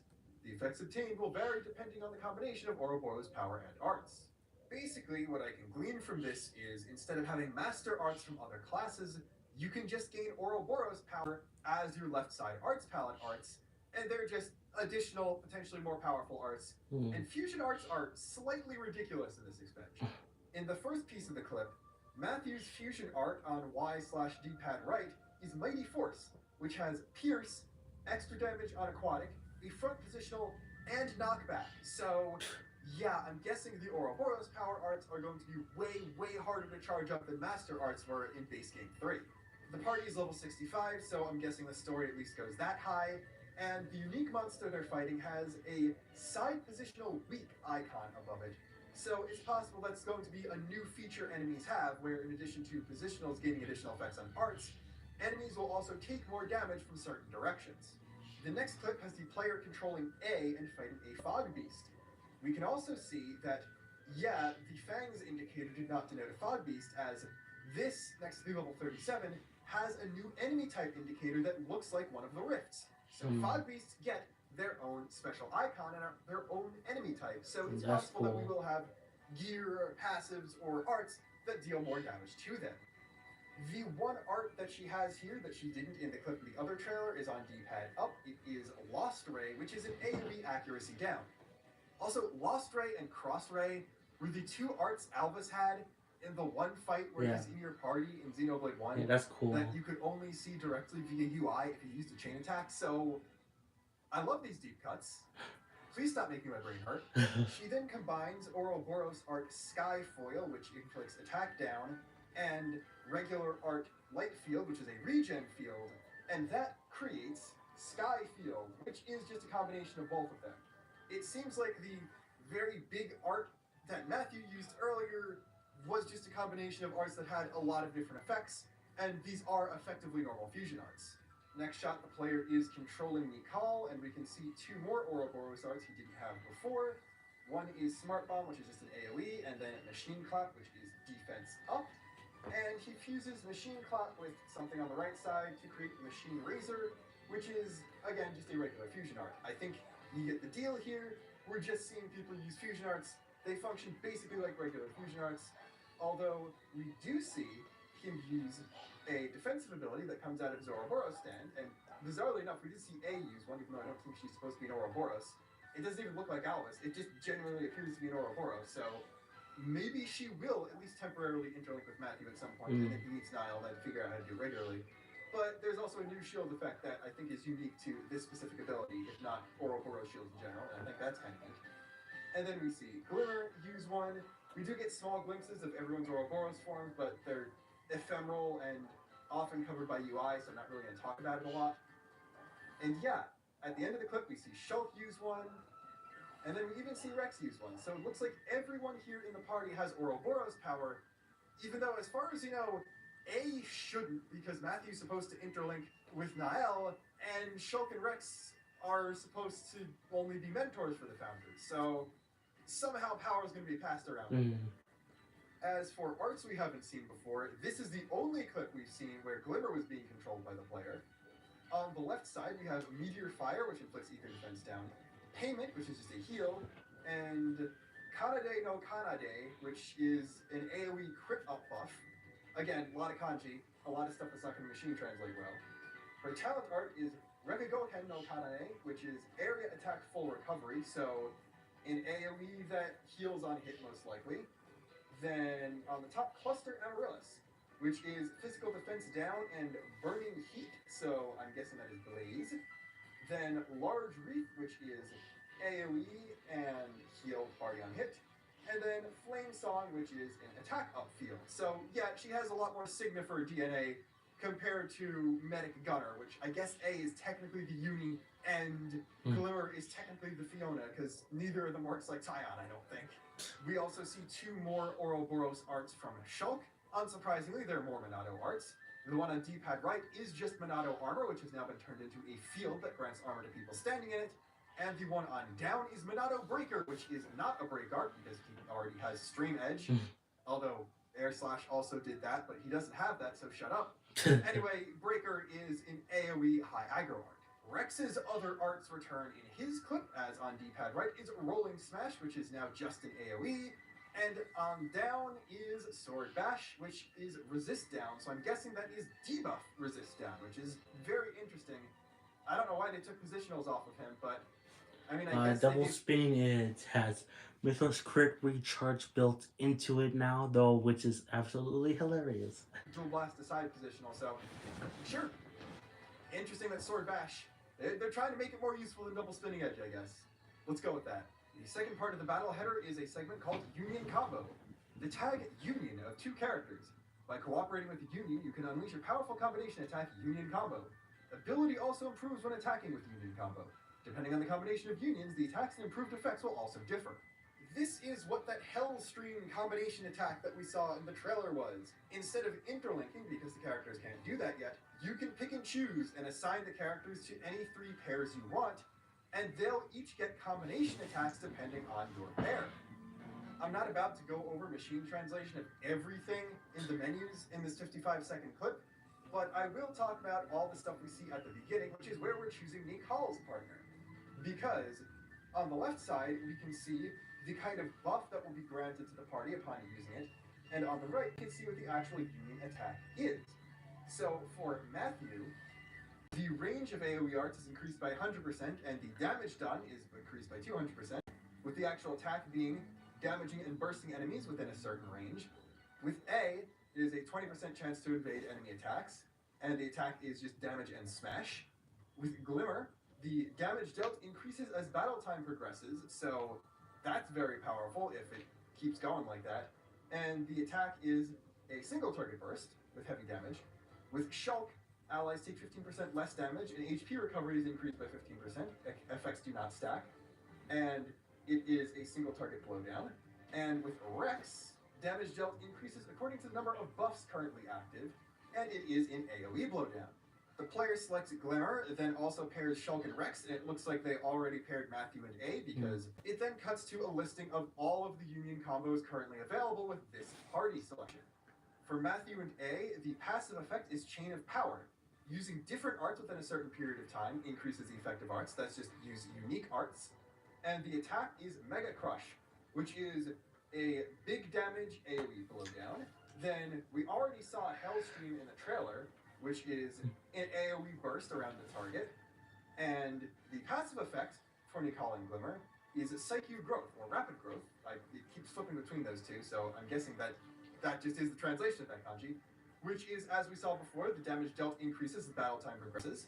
And then for Shulk and Rex, the passive is Invincible Myth, increases damage dealt by 100% when attacking an enemy with higher level. And the attack is Try Disaster, which is a damaging single target smash. The rest of the clip is just those attacks being executed. I think there are only a couple interesting things to see, especially because Hellstream was already used on a different enemy in the trailer.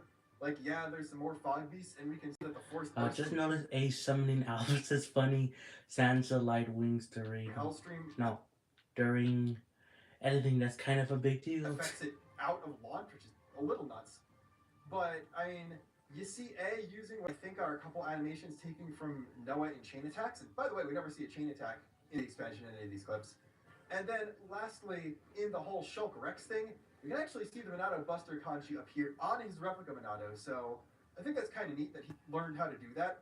I don't know if it will work for like other Minato arts he has access to, but it would be cool. I would love to see actual kanji for the other Minato arts, especially if they're like the same kanji as some of Noah's Lucky 7 arts are that aren't the same ones as Minato arts, because that would be pretty neat. We already know Noah's version of Minato Buster is Jin's Heavenly Disrupt, so like things could go super wild with other Minato arts Shulk has access to, or if Matthew or A or someone also gains access to Lucky 7, or if like main game Noah's Lucky 7 is A's Onto sword somehow. They bear some similarities, and if A uses Noah animations, it's very possible, honestly. I think I like that idea. Like, if I was wrong about there being multiple Lucky 7s, and they're like, oh, we need a weapon that can eventually take on N's weapon, we need another Lucky 7.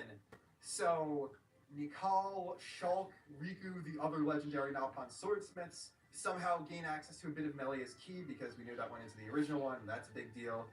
And then the gift from Alvis that Shulk said Melia talked about is something to do with A, and all that power gets pumped into the physical form of A's Onto sword, because, you know, Minato Buster and Minato arts, and ability to draw power from Origin, and that gets turned into the other Lucky 7 and given to Riku to hold on for safekeeping.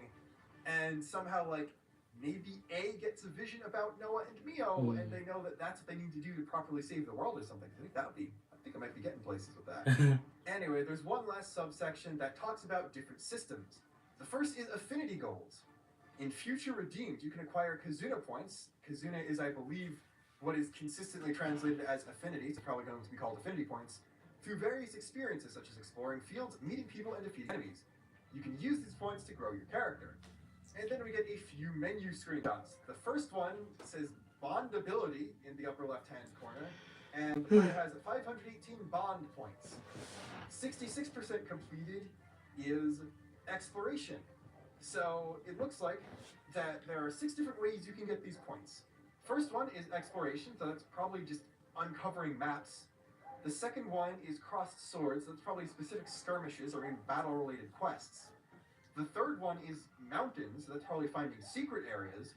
The fourth one looks sort of like an affinity chart, so I'm guessing that's side quests and talking to people. And then the fifth and sixth are pretty obviously just enemies and collectibles, because those are pretty universally used symbols in the big game. The second one has the player... Oh, come on. That's an ass. Like, what the heck? We're discovering a location, and we can see the same compass thing that was on the location tab in the other window, so it looks like that's what that is. The name of the location is Valvis Hisen, or Parvis Hisen. Get only 4 experience, but it also says 2 out of 8 locations discovered. Kind of interesting because the other image had location discovery at 66%, and you can't get 2/3 with a whole number out of 8. So that might be 8 locations in one specific region, and you do gain access to multiple regions, because there's the new area, which includes Prison Island and the new Snow region. Then there's probably a bit of Cadencia, because it does appear based on some cutscenes and triangulating relative to the sword in other areas. You can see that this is going to be north of Cadencia, sort of where I predicted it to be, like in between the top bit of Cadencia and Capricorn. And then there's probably going to be multiple new areas. So I'm guessing the 2 out of 8 is just locations on that specific map, and the 66% is locations overall. Unfortunately, the image is incredibly blurry, so while I can tell that the location part of the indicator under the minimap just says they're at the place they just discovered, I cannot tell what the actual region they are is. So it looks just visually like this is a relatively new area. This doesn't appear to be the area outside of Colony 9. This obviously isn't the snow area, so it looks like this whole red autumny place, again, it also doesn't look like the Ragwell area, is going to be another new region, and I'm not sure what game this draws from because it's fairly generic looking, except for the fact that the foliage is all autumny, which we never really see in the other games.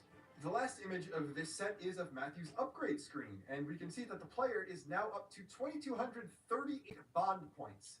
So either things scale really weirdly because almost everything in the first image was over 50%, or the number there is just the amount remaining, not the amount you've accumulated in total, and that number just does go down as you spend stuff. Anyway, we can see what looks a little bit like a slightly more open-ended version of the Ouroboros skill tree, and Matthew currently has 16 out of 25 things unlocked. So that's the entire 10 on top, then the next row of what looks like art enhancements or passives below that, and then one thing with the same icon on the third row, and then there's another set of 15 below this set of 15 that's currently locked, and I'm not sure how you'd release that. My guess it's a story lock, but there is a Y icon there, so it looks like you could just spend a big lump sum to unlock it immediately. So I'm guessing that at the very least, the second set is story gated, and then you can spend more after doing a bunch of stuff to get the third set. What is being highlighted right now, though, is talent art enhancement for only 40 points, which seems like a steal considering the fact that they have 2,200. And this could additionally be a resource shared by the entire party, so you'll have to pick and choose who to upgrade. Amazingly, unlike the base game, it actually tells you exact numerical enhancements of how stuff works, because the damage ratio, or whatever they call it in this game, I barely even remember, goes from 750 to 870%, although the roll action charge is still just 3. And then it also has the reaction of when the talent art hits, recast of all arts recovers by 75%. That's a lot like base game martial artists, so it looks like Matthew is going to play a lot like Gondor did, or like Gondor would have if she was expanded to a full character. Also, the prompt by the minus button is very nice, because that's a reset. So it looks like, if you don't have enough points to fully unlock everything, you can reset your progress and alter your spec loadout to affect and do different things if you don't like the build you went with. This looks like, at least until you unlock everything, it's going to be the primary amount of character customization in this, because I can't see you being able to do a lot of accessory and gem and gear related stuff. A lot of that will probably be outright removed, and obviously it doesn't look like you gain full access to the class system. We then get one last set of explanations for 3 different types of menus. The first is the Enemypedia. Once defeated, the monster is registered in the Monster Encyclopedia Enemypedia. You can earn bond points by defeating a certain amount of monsters. So it looks like just basically kill a certain amount of unique monsters in an area, gain bond points for that area. And it even looks like it tells you whether or not it has drops of certain rarities, and basically it's a bestiary. It doesn't look like it has outright little bios for different enemies like the one in X did, but it does look like it's going to be a bit better at actually telling you where stuff could be found, because in X it was basically just like, you can find it on this continent.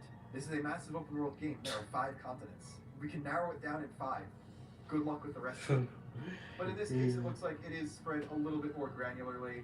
And in this area of the map, we can see what appears to be I want to say Kavesi Colony, it could be Agnian, but it looks like the big Zord type Kavesi ones that we see a lot in ruins. And I think it was explicitly stated that that was an old model, so we'll probably see a lot of those around in this expansion if we see a bunch of different stuff. So that's neat. This looks like a completely new area that we haven't been to before, so this might be some sort of colony or something. Then next up, Collectopedia. Yay! Items obtained in the field are registered in the item picture book Collectopedia. You can earn bond points by collecting a certain number of each item. So it looks like they kind of combined the Collectopedia cards with the OG Collectopedia from the original game, so it's a little interesting. Also, it looks like the area in the Ennepedia tab is called Red Forest, so that's probably the Automy area. I have no idea where that's taken from. It's very clearly not a combination of names from other games. In the Collectopedia tab, the area being examined is the Amanesser Plateau. That might be a portmanteau of Japanese names of areas, or So it could just be completely made up. an exclamation mark instead of a question mark there. It looks like we're getting a couple new areas, which is pretty neat. We can see 2 quest icons and 2 landmarks here, and there's also a camp icon in the enemy tab image. But yeah, it does look like we need multiples of every single collectible to fill out a square in the Collectopedia, which makes it sort of like the Collectopedia cards, but I also do like the story and gameplay integration, because it wasn't Alexandria who invented Collectopedia cards. It was the specific Alexandria alive during the main game, so they wouldn't be around. This looks like it's a function of the Liberators that they're doing to like properly catalog Ionios and stuff like that, which would make sense because Shulk has knowledge of Collectopedias, and it's not stuff diluted between Kavesi and Agnians like the other stuff was, so that's pretty cool. What might not be pretty cool though is the 3rd tab, because that is replacing the affinity chart, and it is the community that looks basically like the community from Torna. Yeah. During the adventure, if you interact with people living in this world, you might be consulted about trouble. You can also earn bond points by solving people's problems and deepening bonds. So, this is basically the affinity chart again. However, it seems like this is going to basically be a way of getting bond points, and it doesn't look like it will be story gated unless you need to make a certain amount of bond points in order to do that. The NPCs listed here are Accelerator, Io, Karom, Kalmon, Kiri, Grey, who's almost certainly an Apon, Kobami, and Salmi. So it looks like we could vaguely see which nation these characters are from. Like the more Japanese sounding ones are probably either from Agnes or Free People, because there is a Blade there.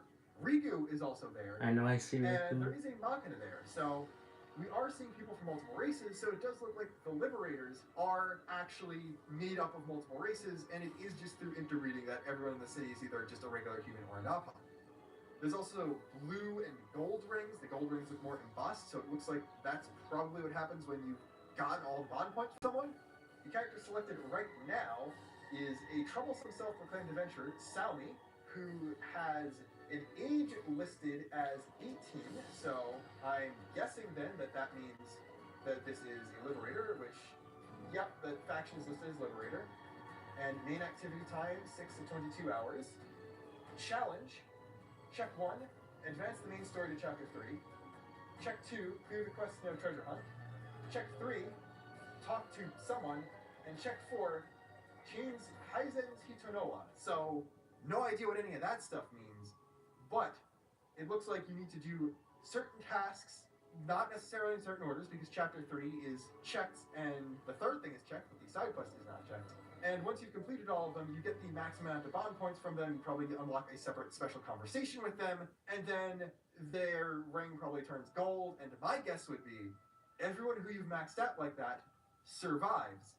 And after the main story, Matthew goes on a journey to go find the people who've been scattered to the winds after Colony 9 was destroyed, probably in an annihilation event or something.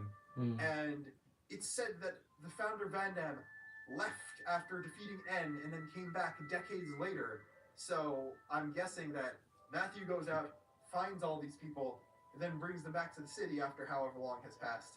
And that's how the 2nd city is founded, and we're probably going to end with, like, seeing the founder statues, if not a flash forward to the end of Ionios or something like that.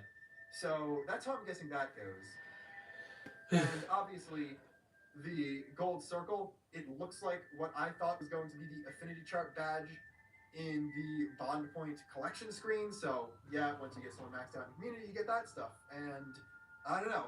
I think I'm done talking here. I am very tired right now.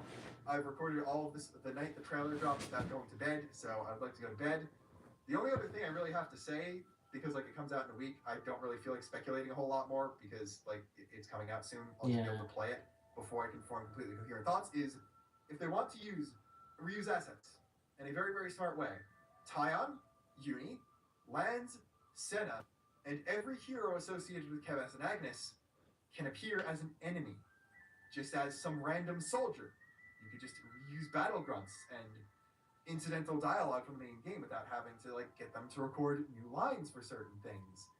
And that would be extremely heartbreaking because it's previous versions of all that stuff. Will we see Uni's gold rank colony get destroyed? I don't know. More food for thought, more fuel for your nightmares.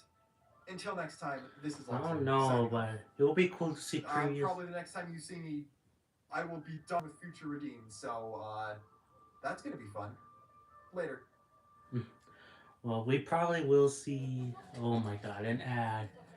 I don't know. Probably. I hope we see some of the other characters like previous heroes and the main characters as like bad people. So that's it. But let me check first. I want to see his Future Redeemed song and lyrics, which is a YouTube sword that's a minute long, and then we're gonna see the battle theme, which I actually haven't seen the full battle theme for the game, and then we'll be done with the stream. With or without Mobius, nothing will change. In the end, people always kill people. I heard about that from Melia. A gift from Alvis, she called it. Is it? Yes. The Liberator's base of operations. My God.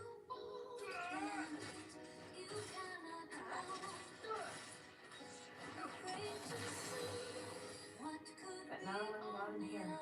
Glad I can choose for myself. Honestly, just knowing who I'm meant to be fighting, that's the biggest thing of all. Even having built the perfect world for themselves, humans yet desire the beyond. Matthew! Always in fantasy Oh, land. I'm excited for this song.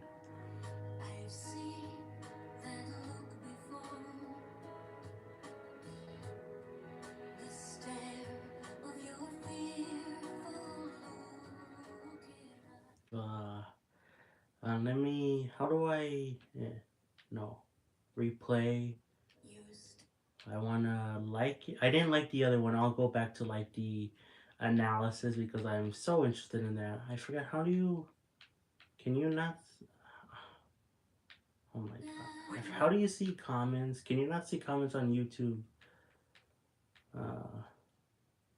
On the sorts.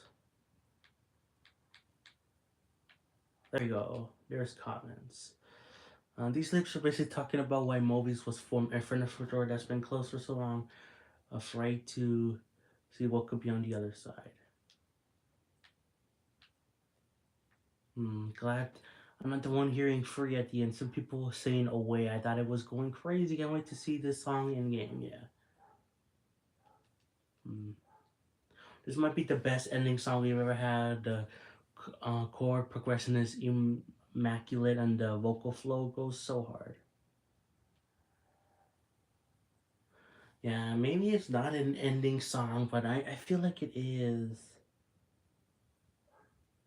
I'm hoping it's not an ending song, but like, uh, yeah, but maybe, I don't know. I'm gonna cry again, aren't I? Yep, I'm definitely gonna cry. That destroyed the universe. So let me go back into this one. I completely forgot to. Show me the Can I? Carfax Valley, you'll get the most accurate price based on the vehicle's accident history. So the good news is, Okay, let's skip a whole bunch of this.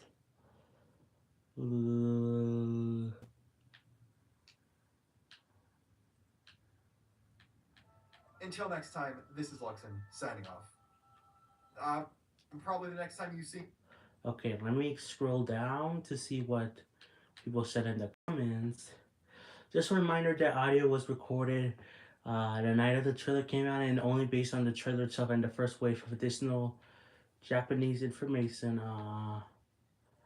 Obviously, some official English stuff as well as more Japanese info has come out since then. It started when this video was written, so that's neat, which means this analysis is launching already aging poorly. Basically, if something in official source has said contradicts something I said here, go ahead and ignore that. I'll try to still get the Earth discussing video done before Tuesday, but I won't be doing any analysis on other future redeemed stuff before I'm done with it. At this point, it's so close.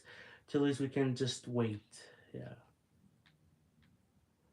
I don't know if this is but you think Ethel's a descendant of A because he has the same hair and also fencing techniques? Maybe. Probably not since Ethel's in the cycle. Nature website. She's very much active. Her last project was Xenogears 20th.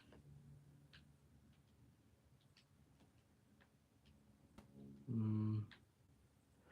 Uh, so she's clearly open to return.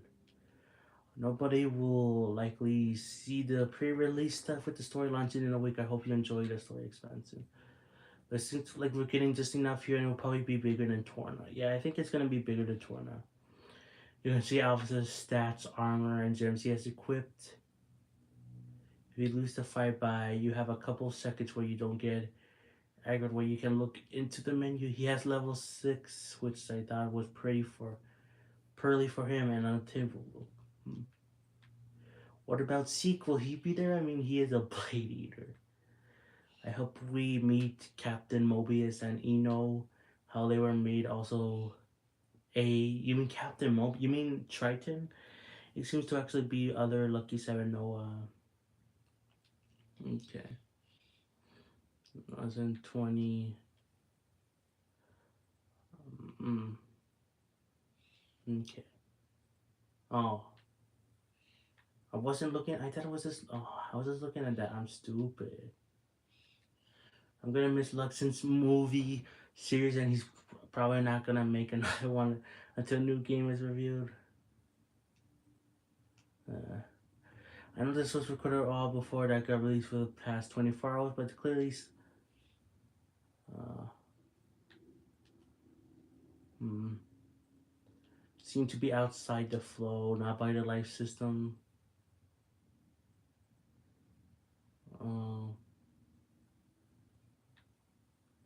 It could explain how Melia survived being changed for 16 years without being in a cozy. This who only knows who knows out. Wait, not only knows who Alvis is, but acknowledges his superiority. This means that that evil Alvis is so powerful that he forces Sulk and Rex to briefly team up with Z because the boys want to free him from the endless now, and Z wants to continue to exist, but Alvis wants nothing to continue to exist. I can't wait to watch this 2 weeks. Watch this in 2 weeks, laughing the whole time. Say, man, you got it dead right, or then you really see into the future. Was always separated from his core. I don't know. Yeah, maybe it's a gift from Alvis, the Sword of Origin. Okay, very interesting stuff. I might look at some of the comments on my own, but we're not completely done yet because I want to look at. I haven't seen the song for the where is it? The song for Xenoblade. The new battle. Oh my god, is it 3 minutes? I thought it was only like 1 minute. What the heck? Fine, I guess we'll watch the full thing.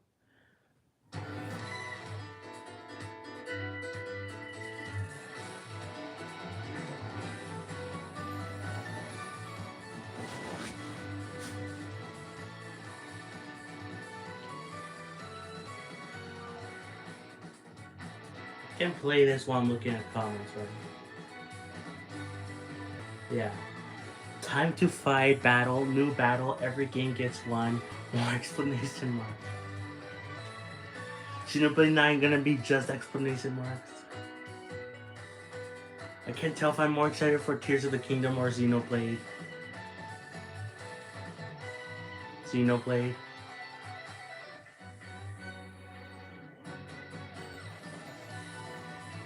This is such a good song. Depart from 0 to 310. Yeah. Yeah, no, actually I prefer that part.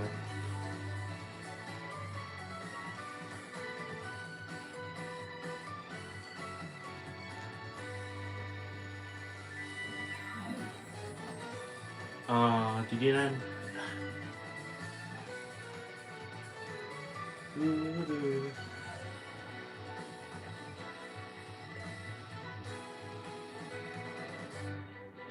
Yeah, why do we not win soundtrack of the year? Keep snelling it with the music.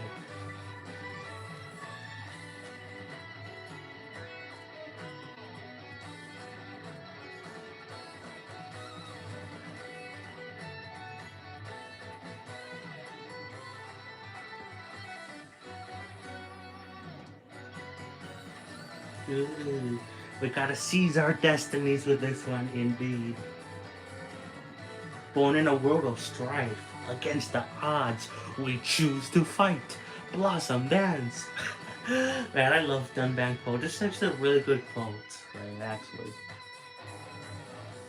Oh yeah, it's the time is now. The eye of signing justice, lend me your power. I love the quotes. You're on fire, Lambs. Man, I love Xenoblade so much. It's stupid but really good. It's straight up like the best battle theme in the series.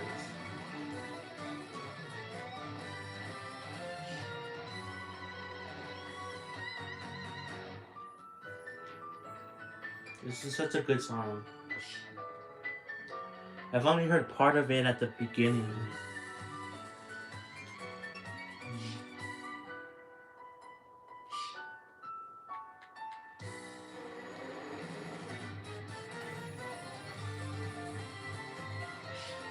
Mm.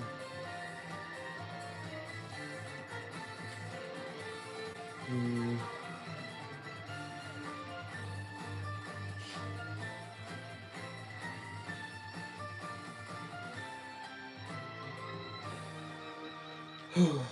Okay, that's it.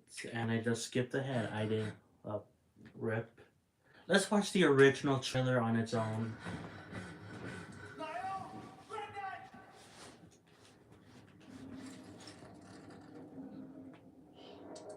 Matthew. Granddad! Take care of Nile. The future. Granddad! It's in your hands, Matthew.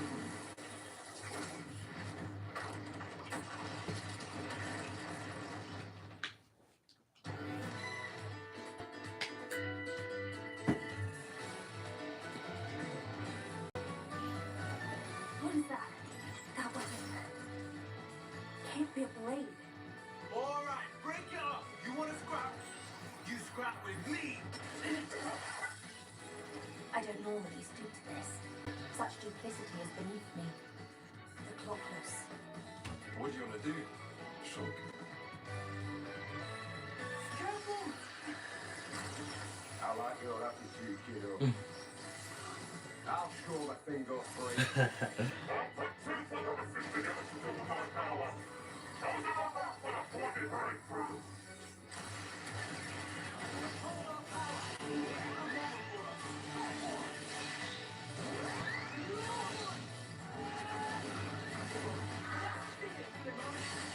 Here I come.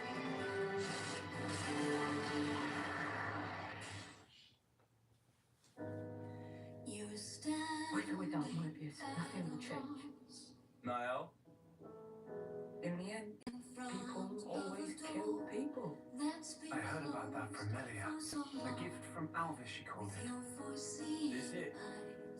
Yes. The Liberator's base of operations. Is this how badly you wish to erase us? My God.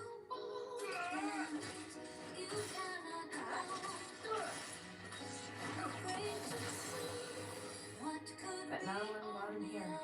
Glad I can choose for myself. Honestly, just knowing who I'm meant to be fighting, that's the biggest thing of all. Looks like captions are back. They built a perfect world for themselves. Humans yet designed for the beyond. Matthew! Yeah, the captions are back. So I want to know. I think he does say "my God." Is this how badly you wish to erase us? My God. Yeah, he literally does say "my God."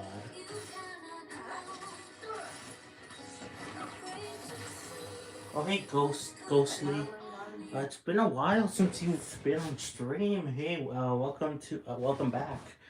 We're close to finishing. But I'm gonna finish watching this trailer.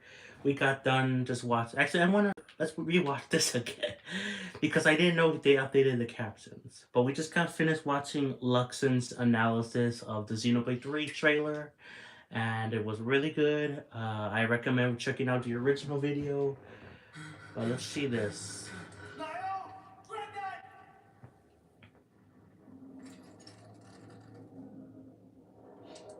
Matthew, Granddad! take care of Niall. The future. Granddad! It's in your hands. Matthew. So they're not calling him Gondor yet.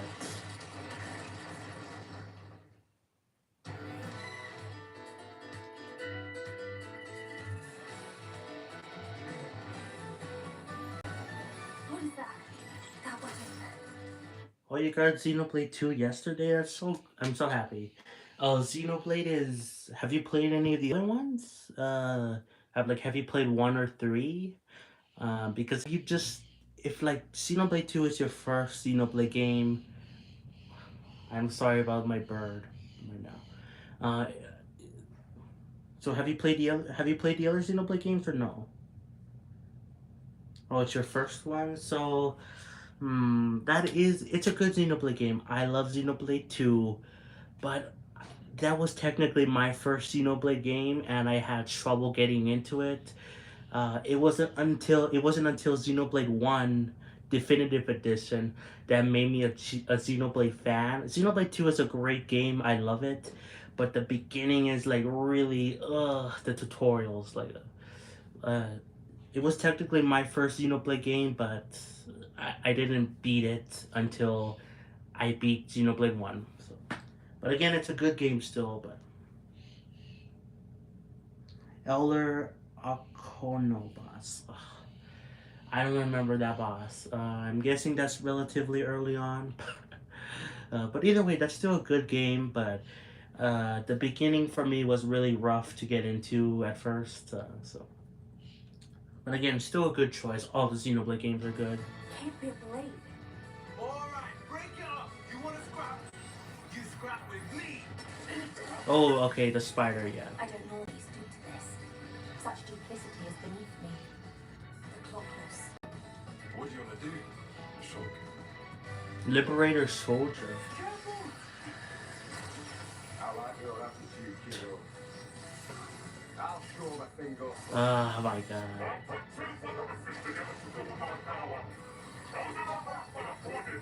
Okay, now we know what he says. Okay, cool.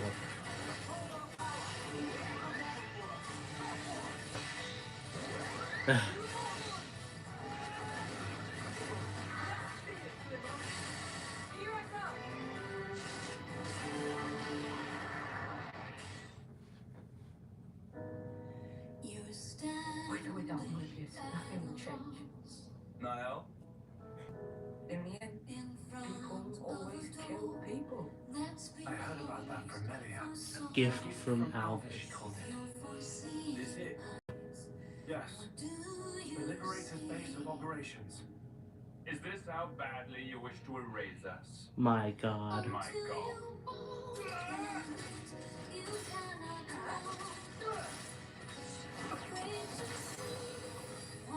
But now I'm here. Glad I can choose for myself. Honestly, just knowing who I'm meant to be fighting, that's the biggest thing of all. Even having built a perfect world for themselves. Humans yet designed for the beyond. Matthew! Always in fantasy land. Like, what is going on? I can't wait for this. I still need to beat New Game Plus on Xenoblade 3. I'm at the beginning of Chapter 5, so... In fact, maybe later on. Is Xenoblade X good? Yes, it is good. Xenoblade X is really good. It doesn't have the best story out of all these Xenoblade games, but it has a great open world, very I love the transportation. The only issue I had with West, I had two issues. One is because of the game itself, and one is technically not the game's fault. It was the Wii U gamepad. Like my, for some reason on that game and that game only, my stick to like move the character or whatever in Xenoblade X, uh, like it didn't work well. Like it got stuck. I had to like use auto run to like move anywhere. I don't know. That's technically an issue with the game, but mostly my gamepad. But again, it was only that game. None of my other Wii U games when I play the gamepad does that. Besides that, the story is the only issue I have with it. It's not bad, but it's not the best out of all the other Xenoblade games. But it's overall a good game, and I wish it was on Switch. You got Tears of the Kingdom pre-order too. I'm gonna get Tears of the Kingdom when it comes out. I cannot wait. I don't have it pre-ordered, but I am gonna get it when it releases. Guys, but I think that's it for the 8 details. Yeah, that's looks like Sarla. Oh my god. Want to watch some of my other videos, Wild Spartans, even though that's literally not a gaming YouTube video. Oh my. But anyways, guys, I think that's gonna be it for the stream. I will be back later today. Actually, I am gonna stream more Xenoblade 3 New Game Plus. I'm gonna try really hard to beat the game before Future Redeem comes out. In fact, look at here. I made space for the DLC because I believe Torna was like 5 GB to download, I think. So, and I only had like 1 GB left. Besides my system memory, I had like 1 GB on my micro SD card. Uh, so I made space by archiving. I archived this game right here. Where is it? This one, Star Wars Knights of the Old Republic 2, because yeah, I'm gonna beat Knights of the Old Republic 1 first before I do 2, so I just archived that game just to have space. So. Maybe, God, there's a fly here, what the heck. Maybe later, I have done a dedicated Smash Bros. Stream. I wouldn't mind doing that, in the future. But, later on I'm gonna take a break right now. And then I'm gonna go play some more Xenoblade 3. So, yeah, but thanks for coming anyway, Ghostly. It's been a while, but I'm glad you came by just to chat. My favorite Smash character is, I don't know. I like Link. I like to play as Link, Sulk, Paris Mithra. I think maybe my favorite is either Sulk or Link in Smash Bros. Yeah, they're both good. But yeah, guys, that's it for the stream. I hope you enjoyed, and I will be back in a few hours to play some Xenoblade 3. I'll see you guys then. And thanks, Ghostly, for coming by to the stream. I appreciate it. See you guys later today. Bye.